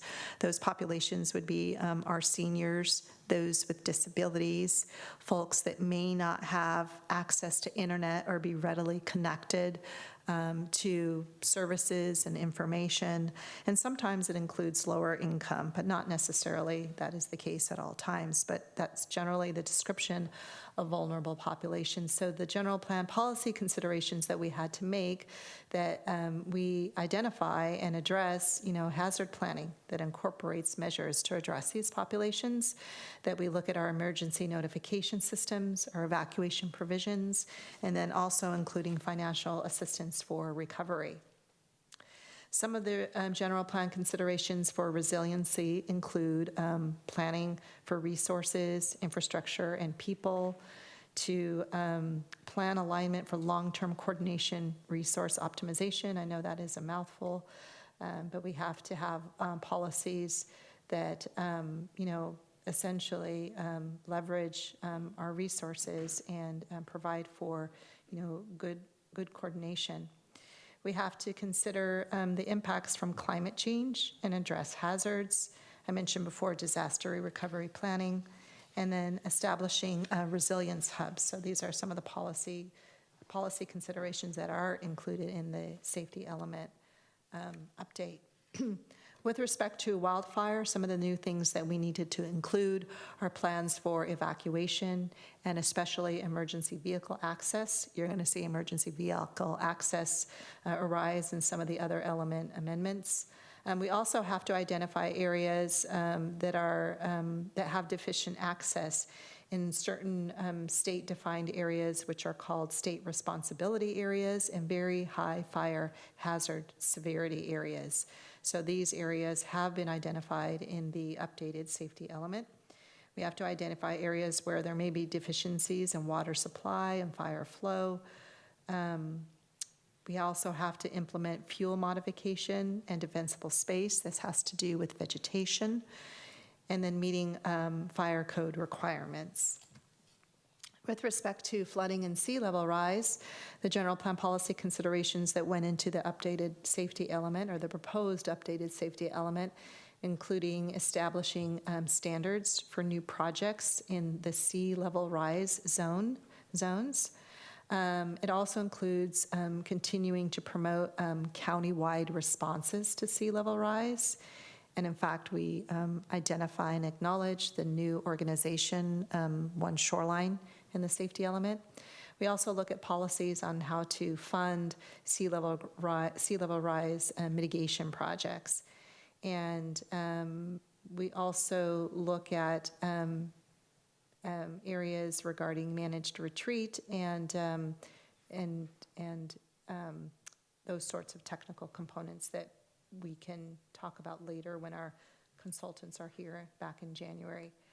We are also having policies and programs that look at protecting our key public infrastructure, the infrastructure that we own or can be operated by others.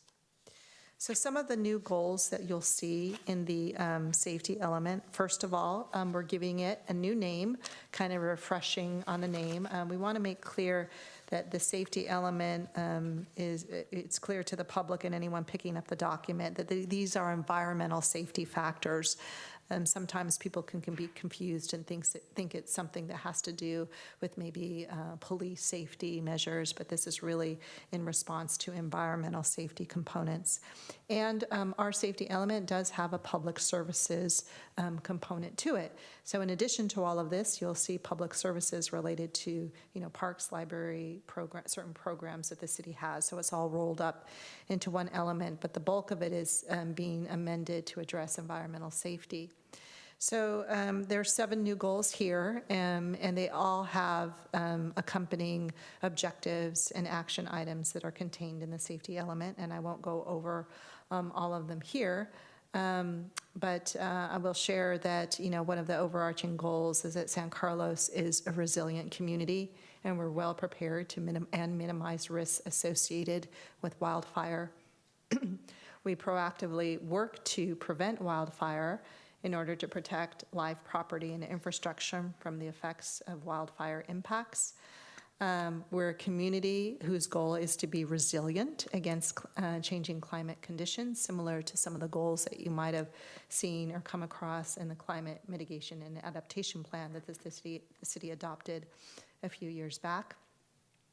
Our goal is that we have a sustainable and resilient water supply despite potential for more frequent and severe drought conditions. So that's our goal, and how do we accomplish that?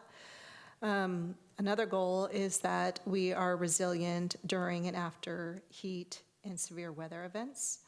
We're a community that is protected against sea level rise and safeguards both the natural and the built environment from inundation due to rising sea levels. And we're a community that is protected against rising groundwater levels caused by sea level rise. These are all brand new and in response to the state requirements that we address climate change and the safety element. So now I'll move on very quickly through some of the other changes that minor changes that need to be made in other elements of the general plan. With respect to circulation, there's two policies that need a minor amendment, and this is in response to the safety elements review by CAL FIRE. One of the things, if I forgot to mention, is that our safety element, it's not as it doesn't need to be certified, but it is required to be reviewed by CAL FIRE, the State Department of Forestry and Fire Protection, to look at our changes with respect to how we're going to address wildfire issues and impacts. So along with that review, it was recommended by CAL FIRE that we modify several policies in our circulation element to address emergency access requirements. So you'll see that language inserted in two policies of the circulation element. And then it is also inserted into one action item in our environmental management element, in our environmental management element. So action EM 11.3 also was amended to include a reference to emergency vehicles in the design of streets. And then with respect to noise, this wasn't made out of safety, but this is really made in response to removing constraints associated with housing projects. Our current policy, NOI-1.5B, has a standard of maintaining 65 LDN, this is a technical term, a noise standard in outdoor recreation areas. So not just this, not to be confused with parks, but these are outdoor areas, common areas, or private areas associated with multifamily residential development. The current policy allows the city to look at these noise standards on private decks and balconies on a case-by-case basis in the downtown core. We wanted to remove the reference to downtown core so we can just consider all areas where new multifamily residential is proposed and not just the downtown core. So that's a minor amendment to that. So this concludes amendments to the general plan. And now I want to move on to changes to the zoning ordinance. Some of these may sound familiar based upon our study session that we had on September 19th, but we have gotten some questions raised from some community members in the east side, and this gives us an opportunity to clarify what we're actually proposing in the zoning ordinance, which again is in the packet in red line strikeout, so everyone can look to see those changes very clearly. The first section that I wanted to start with were changes to our residential districts, our R zones. So those are R being residential and also synonymous with single family and multifamily. So currently in our zoning ordinance, we have RS3 and RS6 for single family, and then for multifamily, we have an RM20 and an RM59. So what are the changes that we're making to this section, 1804, the R district section of the zoning ordinance? Well, we're modifying the general plan land use designations. In the zoning, it refers back to general plan land use designations, so we've modified those to be consistent with what we're proposing in the land use element. And we adjusted those for new densities that we're looking at. The commission may recall that we are increasing density in the RM59 by creating a brand new RM100. So we'll continue to have RS3, RS6. We're not making any changes to that. We're not making any changes to RM20. RM59 will remain, but we are adding in a new RM100, 100 units to the acre. The land use regulations, which talk about what type of uses are permitted in each of these R zones, were adjusted to accommodate the new RM zoning district. And we didn't make any big changes there. What was permitted and what was not allowed were carried forward consistently across the RM zoning district. We also modified development standards, so these are found in Table 1804-050-1, and we modified the development standards to accommodate the new RM 100 zoning designation, and we also included a new minimum density requirement. The Commission may be familiar with that. In other areas of the R zoning district, as particularly related to RM multifamily, we also removed separate common and private open space requirements, again, allowing developers to choose between the two, to be more flexible with how they choose to meet that requirement, which again, in turn, allows them to have a greater ability to meet the densities that would be allowed. We also set new transitional requirements in place to address building height for RM 100, for the RM 100 zone, where it is adjacent to single-family zoning areas. We already have transitional requirements for the RM 59, but we also wanted to reference RM 100 as well. So we calibrated that for the RM 100 zoning designation. So those transitional standards remain in place. We also incorporated the fifth story, recognizing that in RM 100, 5 stories would be the maximum. Right now, we have an upper story step back that requires the 4th story to be stepped back from the stories below. So we're grabbing the 5th story in with that, so both of those would be stepped in together. And then we're removing the open space minimum dimension requirements because we're allowing developers to choose how to have more flexibility in how they dimension out any open space that they provide within their projects, that they would be providing within their projects. The biggest change to the zoning ordinance takes place in the mixed-use designation, for mixed-use designation. So the mixed-use districts are incorporated in the zoning ordinance under Section 1804. And right now, we have 7 different zoning designations in there. These designations are being expanded. As you can see on the screen, the table to the right, it lists out all of our existing zones and how they're being renamed and what their existing density is and where the density and how the density is being increased and at what levels. As you can see on the right, the density increases from 20 to 50 units to the acre in the mixed-use zoning designations, and that is going up from 20 to 50 to 40 to 120. So in the mixed-use area of the zoning ordinance, you'll see that we have made changes to reference the new general plan land use designations.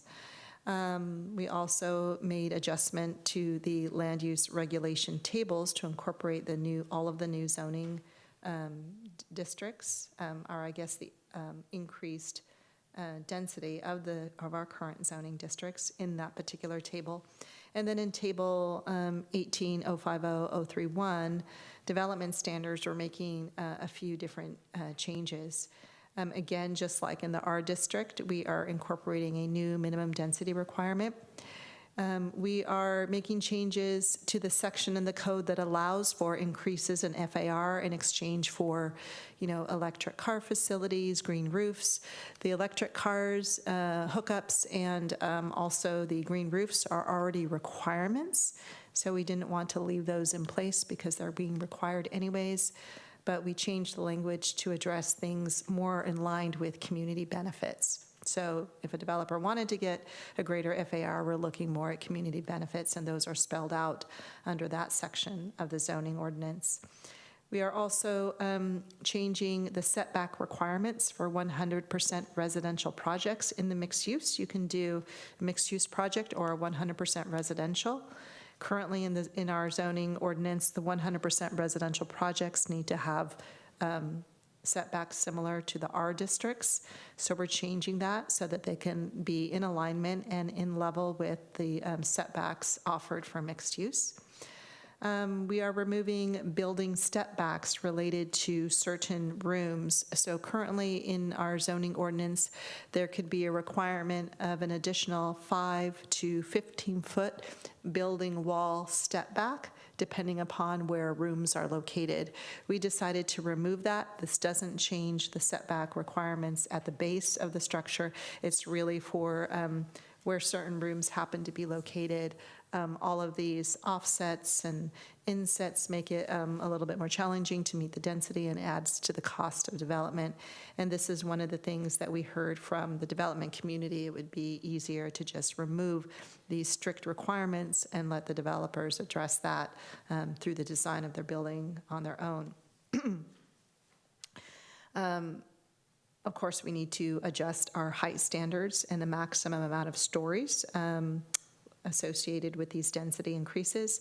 And one of the things that we're also cleaning up and changing, and this has to do with overall height of the building, is right now in our ordinance, we require the ground floor to have a first floor ceiling height of 16 feet, which is very tall. And we've heard from the development community that that it kind of limits what happens above that and could impact the overall height. So for the first floor, our minimum that we're proposing would drop from 16 to 12. Developer could go higher, but they can't go lower than 12. And so we're adding that as a way to give more flexibility into what can be incorporated in the overall project without hitting that height limit too soon. Again, here we've incorporated the upper story step backs to include the 5th and 6th stories and not just the 4th. And then again, another reference that open space can be accomplished either in private open space or in common open space. These are the changes summarized. And then I did want to touch on an area to clarify. The commission may have received some follow-up emails. I know the council has. This is in response to some community comments and responses to what is exactly changing or being proposed along East San Carlos Avenue in the east side area of our city. So in East San Carlos Avenue, as you can see here on the left-hand side of the screen, it is designated as MUN, mixed-use neighborhood, which currently has a maximum density of 20 units to the acre. So it's the area in kind of fuchsia or hot pink. All of those areas are being modified to 40 units to the acre. So all along East San Carlos Avenue, the proposal is to go from 20 to 40. And along Old County Road as well, and along the area south of Arroyo along Laurel Street. But specifically on East San Carlos Avenue, so let me just back up for a moment. MUN would allow 40 units to the acre, a maximum height of 50 feet and 4 stories. And of course, mixed-use districts can have 0 setbacks. However, and in a lot of cases, as you can see here on the map, the MUN zoning district is next to single family. And single family is the area in light yellow. So where there's an MUN or hot pink adjacency to the yellow, certain standards kick in. Number one, the height has to be dropped from 50 feet to anywhere between 40 and 30, depending upon the distance of the building height relative to the single-family zoning district. And in addition to that, there is a requirement that there be a 10-foot side yard setback and a 30-foot minimum rear yard setback whenever the adjacency exists. So while, the standard is 40 units to the acre, 50 feet tall and 4 stories, a lot of that gets adjusted, and 0 setbacks, a lot of that gets adjusted whenever it's next to single family. Along East San Carlos Avenue, there's further limitations that are built into the code now, and we're not changing. Currently, the maximum height of any new project proposed on East San Carlos Avenue would be 35 feet. In order to get to 3 stories, there is a use permit requirement on the books today. We are removing the use permit requirement and allowing 3 stories just outright in conjunction with a maximum 35 feet. And we are maintaining the existing 10-foot side yard setback and the existing 30-foot rear yard setback. Those have not been removed. Those continue to be in place. The only real change that we're making to East San Carlos Avenue is doubling the density from 20 to 40 and removing the use permit requirement for the 3rd story. So this was a good opportunity for staff to make those clarifications to the commission and also to anyone in the community who may be watching at home or watching this recording at a later date. The final set of changes have to do with our parking ordinance. So one of the things that we studied and worked on with the community when we looked at increasing overall height and as a measure to ensure that we can meet the maximum densities that we would be proposing as part of the zoning ordinance amendment, we are removing the guest parking requirement. A developer could choose to add a guest parking, but we are no longer making a requirement in the mixed-use districts and in other districts such as the RM zoning district. Other changes to the parking ordinance are an output of a recently passed assembly bill that has been signed by their governor, which requires cities and counties across the state of California to remove the minimum parking space requirement for any residential, commercial, or other development project that is within 1/2 mile from public transit. So in the parking ordinance, you'll see these 3 amendments, and that final amendment just really incorporates the Assembly Bill 2097 to make reference for it. So just in time to make it into our zoning ordinance. The last change has to do with our zoning map.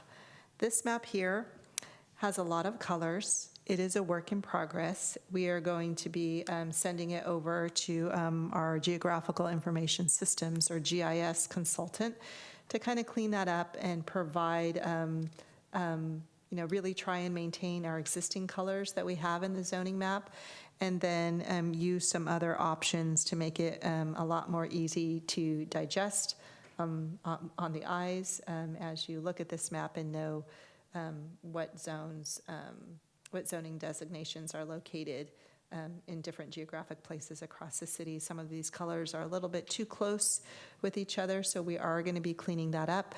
But this is just to show you how many more zoning designations would be contained in our new zoning map, which are really a result of the density increases that we had to make. So that concludes my presentation on the changes, and now I just would like to kind of go over where the project currently is and what our next steps look like. So as I mentioned before at the beginning of the presentation, part of this project includes preparation of an EIR, and that EIR, Environmental Impact Report, was released last Friday, October the 14th. And that kick-started the 45-day public review period, and comments are due on November 28th, again, by 5 p.m. And if you go to the project website at www.sancarlos2040.org, there's instructions on where to submit those written comments. Also on the 14th, last Friday, we submitted our draft housing element to the State Department of Housing and Community Development. So that was a very big milestone achieved. And this version of the housing element is available on the project website under documents. So we have the original public draft that was released, I believe, at the end of August. And now we have the revised housing element that was submitted to the state. So if anybody wanted to pick up the most current copy, that is available on our project website. Now that we've submitted it to the state, we expect our first set of comments to come in the middle of January. Specifically, January 12th, the state has 90 days to provide us with a comment letter, so we should be getting that on or before January 12th. And then with respect to the overall general plan update adoption, while the state will probably still be reviewing our housing element, we are strategically bringing forward all of the general plan update, the housing, the safety, everything that I went over this evening, including zoning, for adoption by the end of January. So while the state may still be reviewing our housing element, we want to be in compliance by having our housing element adopted by the state deadline. There is a 120-day grace period, and we do believe the state will be, crossing our fingers, done with its review 120 days past the end of January. So that gives us till about May. But we do want to take everything forward so that everything's in place and we don't open ourselves up to having certain development projects needing to be reviewed as of right. For anyone that's following, the city of Santa Monica has had that happen. And so there are quite a few development proposals that may need to be just approved. So we will move forward by proposing a full general plan update, the housing element with the accompanying zoning to go in place all by the end of January. So we'll come back on January 3rd with the Planning and Transportation Commission, and then on January 23rd to the City Council, while our housing element compliance review continues.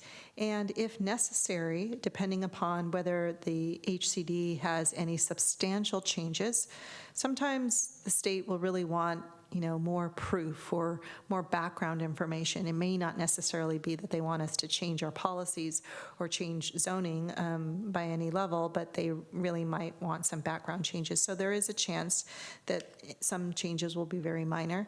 But if anything is substantial, then staff will be bringing back the housing element and any related areas that need to be looked at back to the Planning Commission and City Council before the end of May this year. One other thing that I did want to mention relative to our zoning, the commission and the public may be aware that we're also working on right now at this time preparing objective design standards. So these are standards that are required by state law, that we look at all of our requirements and make sure that they're not subjective, and it's very clear to developers about the expectations for design materials, for certain standards, for landscaping standards and buffers and so forth, what's really expected of them. So I know some folks had some concerns about, what is that juxtaposition, or what is that going to feel like when multifamily goes next to single family? Well, the objective design standards is a good place to kind of insert oneself into that conversation, because we are going to be looking at establishing very clear guidance for that juxtaposition. So anyone who is interested in that and really wants to get their comments made or their concerns known, we invite them to an upcoming workshop that's actually happening this Wednesday, October 19th at 6 p.m. If you go to the city's website, cityofsancarlos.org/design standards, there's instructions for how to get involved, how to participate in the virtual workshop. Or if anyone has this on screen, you can put your smartphone camera to the QR code and it'll take you right to that page. So I thought this was a good opportunity to plug that into my presentation and announce that upcoming objective design standards, because as you can see, the lift in the zoning ordinance is primarily related to densities, to height, removal of some things, but a lot of other areas of the zoning ordinance are staying the same until the objective design standards are complete, and those would be requiring additional changes to the zoning ordinance. So it's more of a fine-tuning process of the zoning standards that would take place through the objective design project. So that concludes my presentation.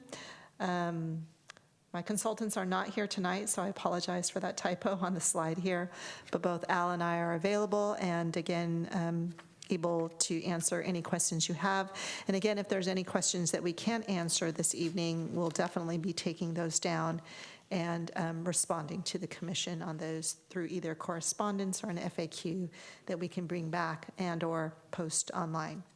So thank you. Thank you, Lisa. A lot of information, and the the materials the packet provided. It was helpful to be able to flip through and see what was changed, and for me anyway, what you did was sort of knitted the pieces together with the kind of the why we're doing things as opposed to just kind of reading it raw. So thank you. Just one question for me, and then for the other commissioners, and that is, let's say the downtown specific plan. Whether it's parklets or whether it's, the balance of restaurant and residential or other things that might come out of that study and that policy or piece of work. How will that fit in and be not overrun or overlaid by what we do here? That is an excellent question, and that is one of the things that we start to think about as the policies and standards are created for the downtown specific plan. The downtown specific plan, as you might recall, specific plans by their legal definitions include, they're kind of like a general plan and zoning ordinance rolled into one, with the addition of a financial piece and a phasing plan that goes with it. But we will have downtown specific plan goals, policies, objectives, and action items, and we will have development standards for how development within the downtown specific plan boundary would take place. At this time, it's a little bit too early on to kind of like say with certainty how those standards, whether there's going to be a new section in the zoning ordinance that would just focus on the downtown areas, or maybe those standards would be under, a separate within the downtown specific plan document itself, and the zoning refers to those. There's a number of different ways that we can do it, but I think one of the most important things for the city to keep in mind is to make sure that it's clear and that there's no overlap or confusion, or that our zoning ordinance doesn't sort of mushroom into some sort of kind of unwieldy or kind of like becomes a little bit more complicated to navigate. So we don't have a definitive answer for that at this time, but it is something that that we will need to address, and so that it's very clear that within the downtown specific plan, these are the standards that would govern new development and projects within that area. And I think, for me anyway, you hit the nail on the head, so that there is no ambiguity as to what the rules are. Exactly. Yeah, that's the goal. Yeah. Thank you. Commissioners, Commissioner Garvey? Thank you, Chair, and thank you, Lisa, for all that for that great presentation. It's very thorough. One question and one comment. How does, there's been a lot of new state law relating to housing and zoning. How do these changes get incorporated into the plan? One of the things that comes to mind is I think there's a bill, and I haven't read it, that says if you have a commercial piece of property and it changes hand, you can add a residential component to that. And going forward in future years, if there's changes, is this a dynamic document and we can make changes to it as we need to? Can you add some clarity to that?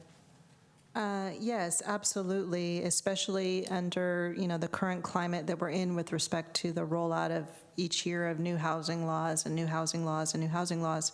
We definitely need to treat this as something that is dynamic, and I need to go back to the housing element specifically, but I want to say that there should be an action item that recognizes that piece. It may not be a piece that made it into the amendments that we're showing you today, simply because it was something that was just passed. So oftentimes when that happens, we will include a reference to that in the housing element plan, and then have a timeline for how we're going to amend our zoning to address address that. So I think that is a very good question, and it's a good one for me to follow up on so that I can provide that information back to the commission. So what I want to do is, number one, make sure that we have policy language in our housing element that recognizes that, and that it has a time frame for us to address that. And certainly, when a law goes into effect, it goes into effect as of January 1. So we are going to abide by that law.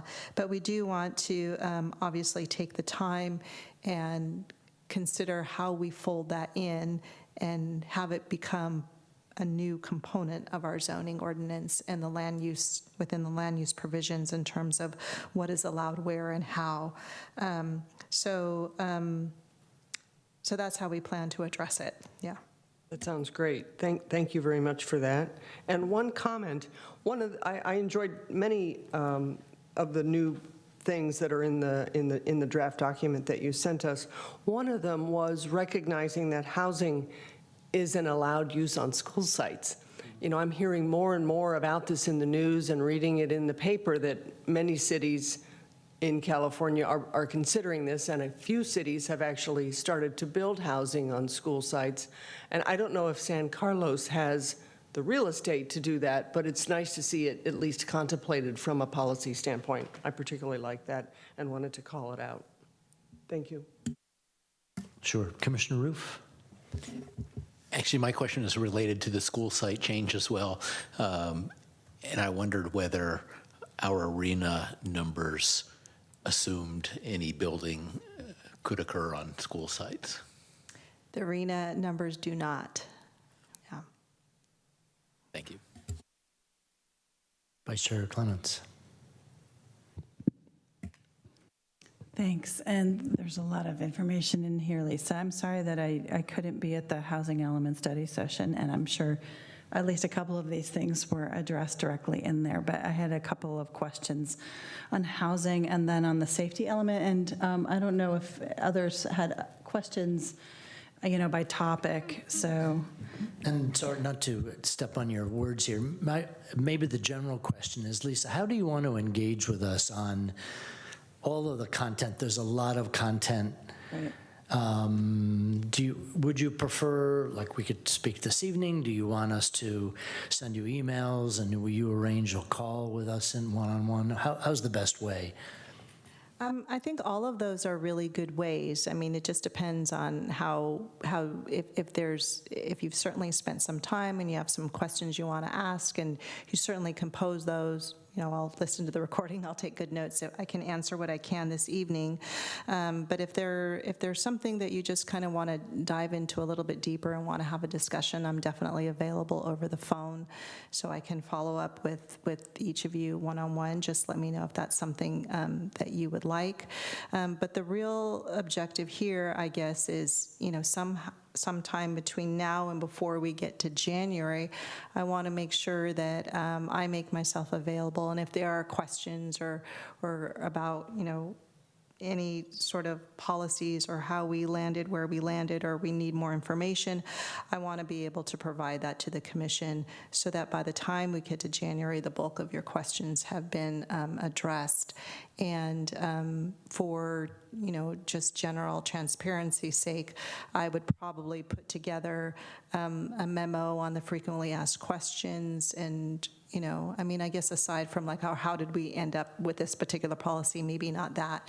But if there are definitely clarifying questions, we want to be able to share those for the benefit of everyone to kind of understand, because it is going to be a pretty heavy lift come January. It's a lot to kind of adopt all at once. Although cities have adopted their general plans, which are all the elements, at public hearings before. But I think what we're, you know, quite frankly, a little bit under the pressure for is the deadline required by the State Department of Housing and Community Development for an adopted housing element. So that makes it, you know, in our best interest to try and answer as much as we can up front to make sure we're very successful at getting the housing element adopted by the end of January. I do have just a handful of general questions, if I could. Thinking about the general plan, I was glad to see the housing number change, I assume to accommodate the new RHNA goals. Does anything happen also then with any kind of ratio with the employed residents or jobs, given that there's a change now in the the number of housing units that the general plan accommodates? Does that really change the ratio? It didn't really change the ratio, and in fact, we had a firm, RSG, they do a lot of work for us. They did a study on that. They have like a working memo that we incorporated in the packet of September 19th. Okay. So I can send you a copy of that directly. It might be easier for you to just get that in the email directly than find it through the packet. Thank you. But overall, there wasn't a significant change. I mean, we would still have a very good balance. Okay, great. Beside the parking bill that passed, were there other new state laws that got integrated already into the zoning ordinance or any other changes that were made in one of the elements? I think what I would have our consultants do is identify all of the ones that are in, Yeah. and then versus the ones that are like we have left to do. Yeah, I think that's a really good. It's so challenging. I know I think there were 40 bills that got signed on one day by the governor, all regarding housing, many regarding land use, and housing. So it's so much to keep on track of. For the school sites policy, was there a minimum density identified? We are looking at RM20. And what would that translate to? What kind of product? 20 units to the acre. Right. What kind of product would that yield? Those could be multifamily townhomes. I think that's one of the challenging policy questions, which is if there's public land out there, what's the public use of that land in our, for our community trying to reach our housing goals rather than to generate a lot of money. That's a different goal, but I think a minimum density conversation is really appropriate in that case. So, so I support that kind of conversation. I had a couple on the safety element, Chair, if that's okay. Lisa mentioned the vulnerability index that was used, and I wondered, I know San Mateo County was ahead of a lot of other counties, like a decade or more ago, in identifying a comprehensive vulnerability index that allowed the county and others in the county to plan for disasters and emergencies really well, and it had it combined many different elements within, I use elements, factors, right? For instance, people don't speak English at home, the internet connectivity that you noted, people who are mobility challenged, all those things. Did that play into using the vulnerability index here, or is it kind of more prescribed by the state? Or do we have latitude? That is a question I'd have to ask our consultants. Okay. Yeah, I always thought that was like a best practice kind of combined index. They had done really, really good work on that, I thought.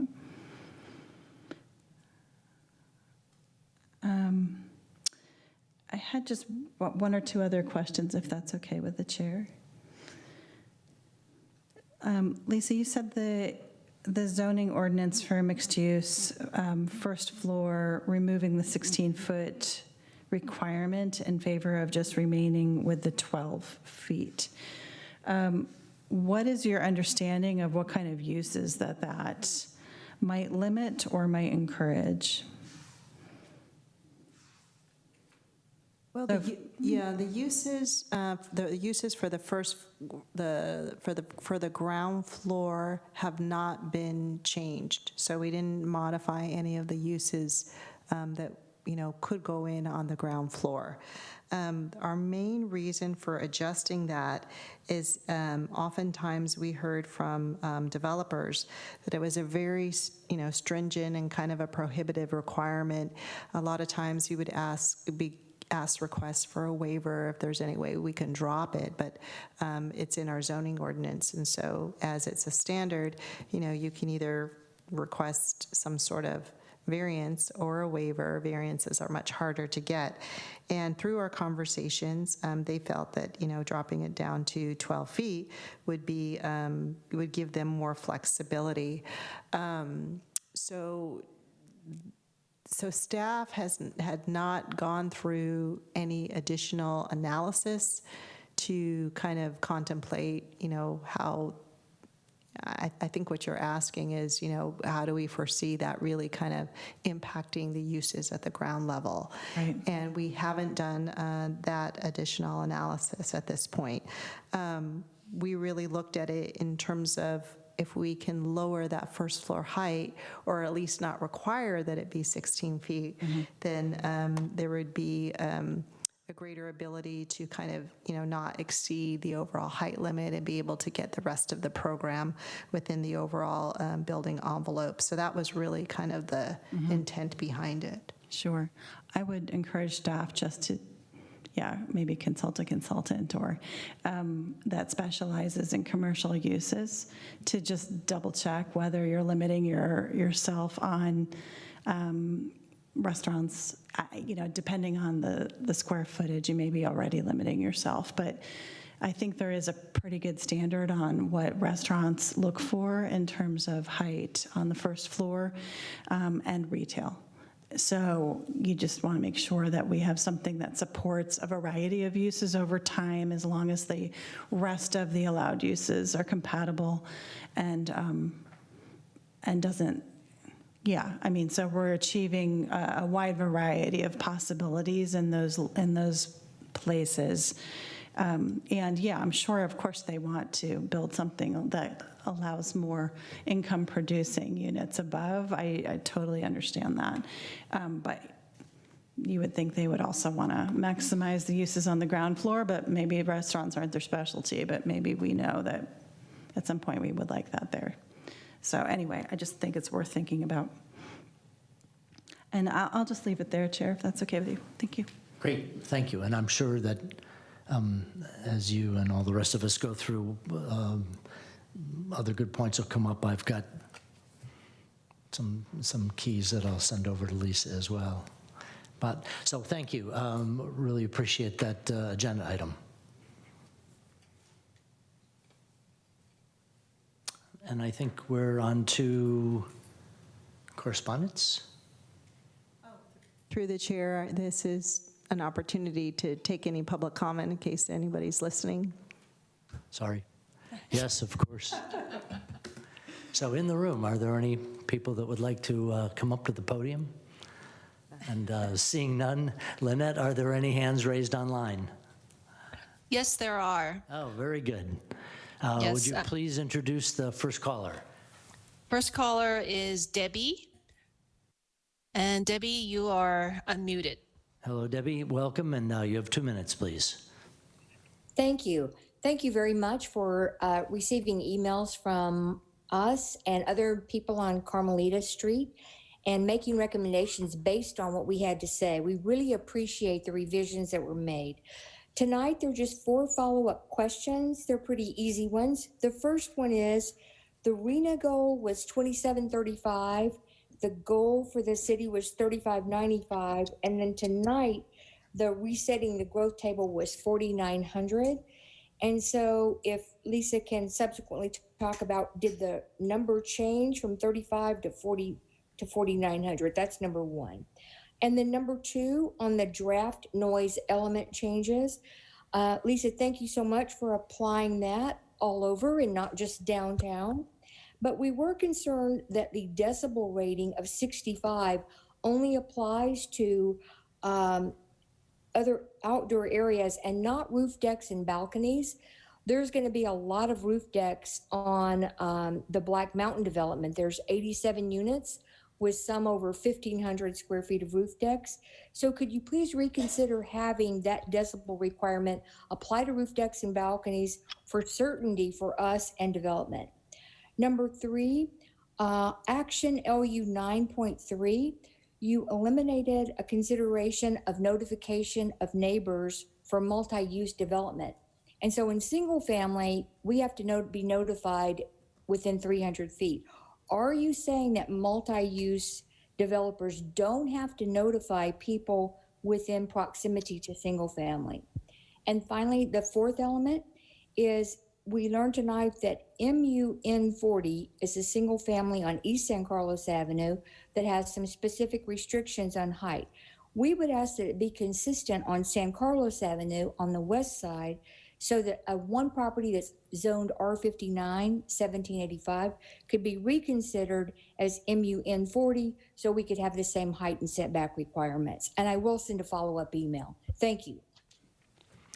Thank you, Debbie. And Lynette, is there a next caller? Yes, we have caller Sonia. Hello, Sonia, welcome. And you have 2 minutes, please. Love to hear from you. Hi, thanks for taking my call. I'm a active sustainable transportation advocate in San Carlos, founder of San Carlos Bikes and promoter of Safe Routes to School. And my interest in the housing discussion tonight is especially in light of the removal of the parking minimums that came from the governor's office. You know, I have really mixed feelings about that, and just want to specifically ask Lisa, I guess, where do is it the workshop, or where can I voice suggestions and recommendations about, you know, how to make sure that secure parking for bicycles and alternative transportation are included in these housing design standards? You know, staircases that have ramps built in for not just bikes, but strollers and ramps, and ways, I don't, you know, just that we can discourage people owning cars and parking them in the street if they are not required to have a parking space in their building. You know, I'm all for more housing, but if every single new home comes with 2 to 3 more vehicles, that's going to make it really hard on our streets and congestion issues. So these kind of specific suggestions and ideas, where would the right place or venue be to make those suggestions for our housing planning?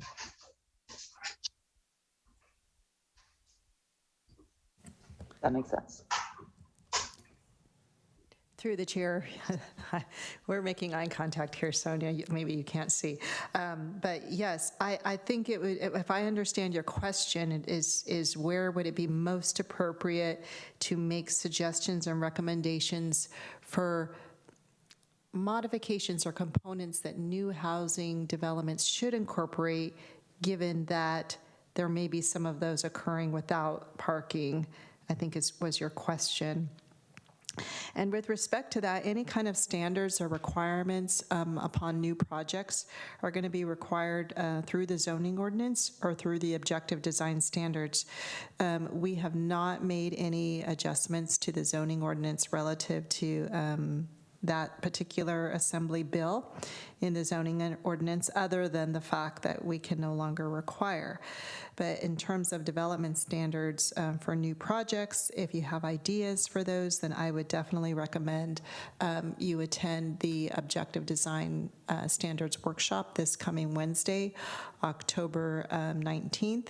If that's something that you can't attend and would like to provide written comments, then please feel free to reach out to me and I can get your comments to the appropriate person. Thank you. Thank you, Lisa. And thank you, Sonia. And Lynette, do we have a next caller, please? Yes, we have caller David. Very good. Good evening, David. Welcome. Look forward to hearing your comments. You have 2 minutes, please. Yes, good evening, all. I have one concern about the removal of requirements for open space. I guess it's a distinction between private open space and public open or common open space. But when you're doing high density like we're proposing here in San Carlos, open space is even more important than it would be otherwise. And that open space should be green, someplace that we have plants and trees and what have you. And I don't know if any of that's built into the code in terms of what quality of open spaces or common open spaces are we talking about to serve an apartment building of 150 units or something like that. Like some of the open spaces at, oh, I forgot the name of it, the housing project right across the street from City Hall have some pretty nice open spaces in there. We'll be looking for that type of quality. So I'd like to see if there's something in the zoning that really makes those open spaces high quality and green. As I say, when you got 150 people in a building, they need some place to breathe and some place to see greenery and move around. So thank you. Thank you very much, David. Appreciate your comments. Lynette, do we have our next caller? There are no more. Okay, thank you very much. And none here. Yeah, through the chair, this is not a public hearing item. This is just an opportunity to take public comments, so we don't need to close a public hearing because we don't have one. So if there's no more Good. callers, we could move on the agenda. Okay, very good. So then next, yes? Oh, I'm sorry. Could I pick up one question Sure. that the public asked? I wanted just to ask staff to clarify the housing units. So there was a question about the capacity of 4,900 versus the RHNA goal plus the margin. Absolutely, Chair Clements. Great question. Thank you, Debbie, for that. Debbie, you're correct. Our RHNA baseline is 2735. I think we were around 3595 or 3575. In terms of the overall units that we could get based upon the sites that we provide to the state. So one of the things, I'll try to see if I can make this really clear. The exercise that we have with the housing element update is to meet our RHNA, our regional housing needs goal.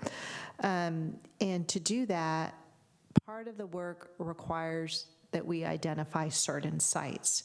And these are sites that we deem to be feasible, viable, that they're really good candidates, that they would be potential sites where housing could be developed over the next 8 years.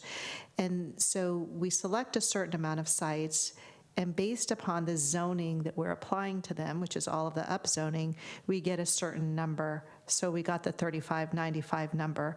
And so we're presenting that to the state. However, the changes that we're making to zoning apply to everywhere within the zoning district.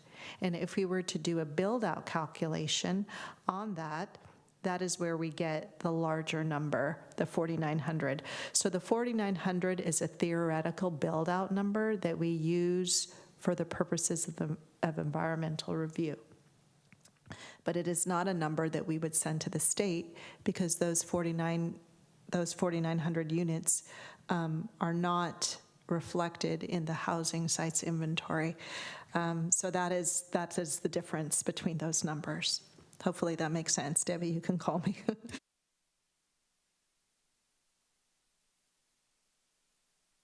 Very good. Thanks for the question. All right. So let's see. I think are we on to number 8, item 8? We are. Yes. And thank you, everyone, for your comments and observations. And I know there will be more to come. So just to clarify, please reach out. Let me know. Happy to have one-on-one, or if there's any follow-up, please do send that along because I want to make sure the commission has everything they need for January regarding this project. So thank you.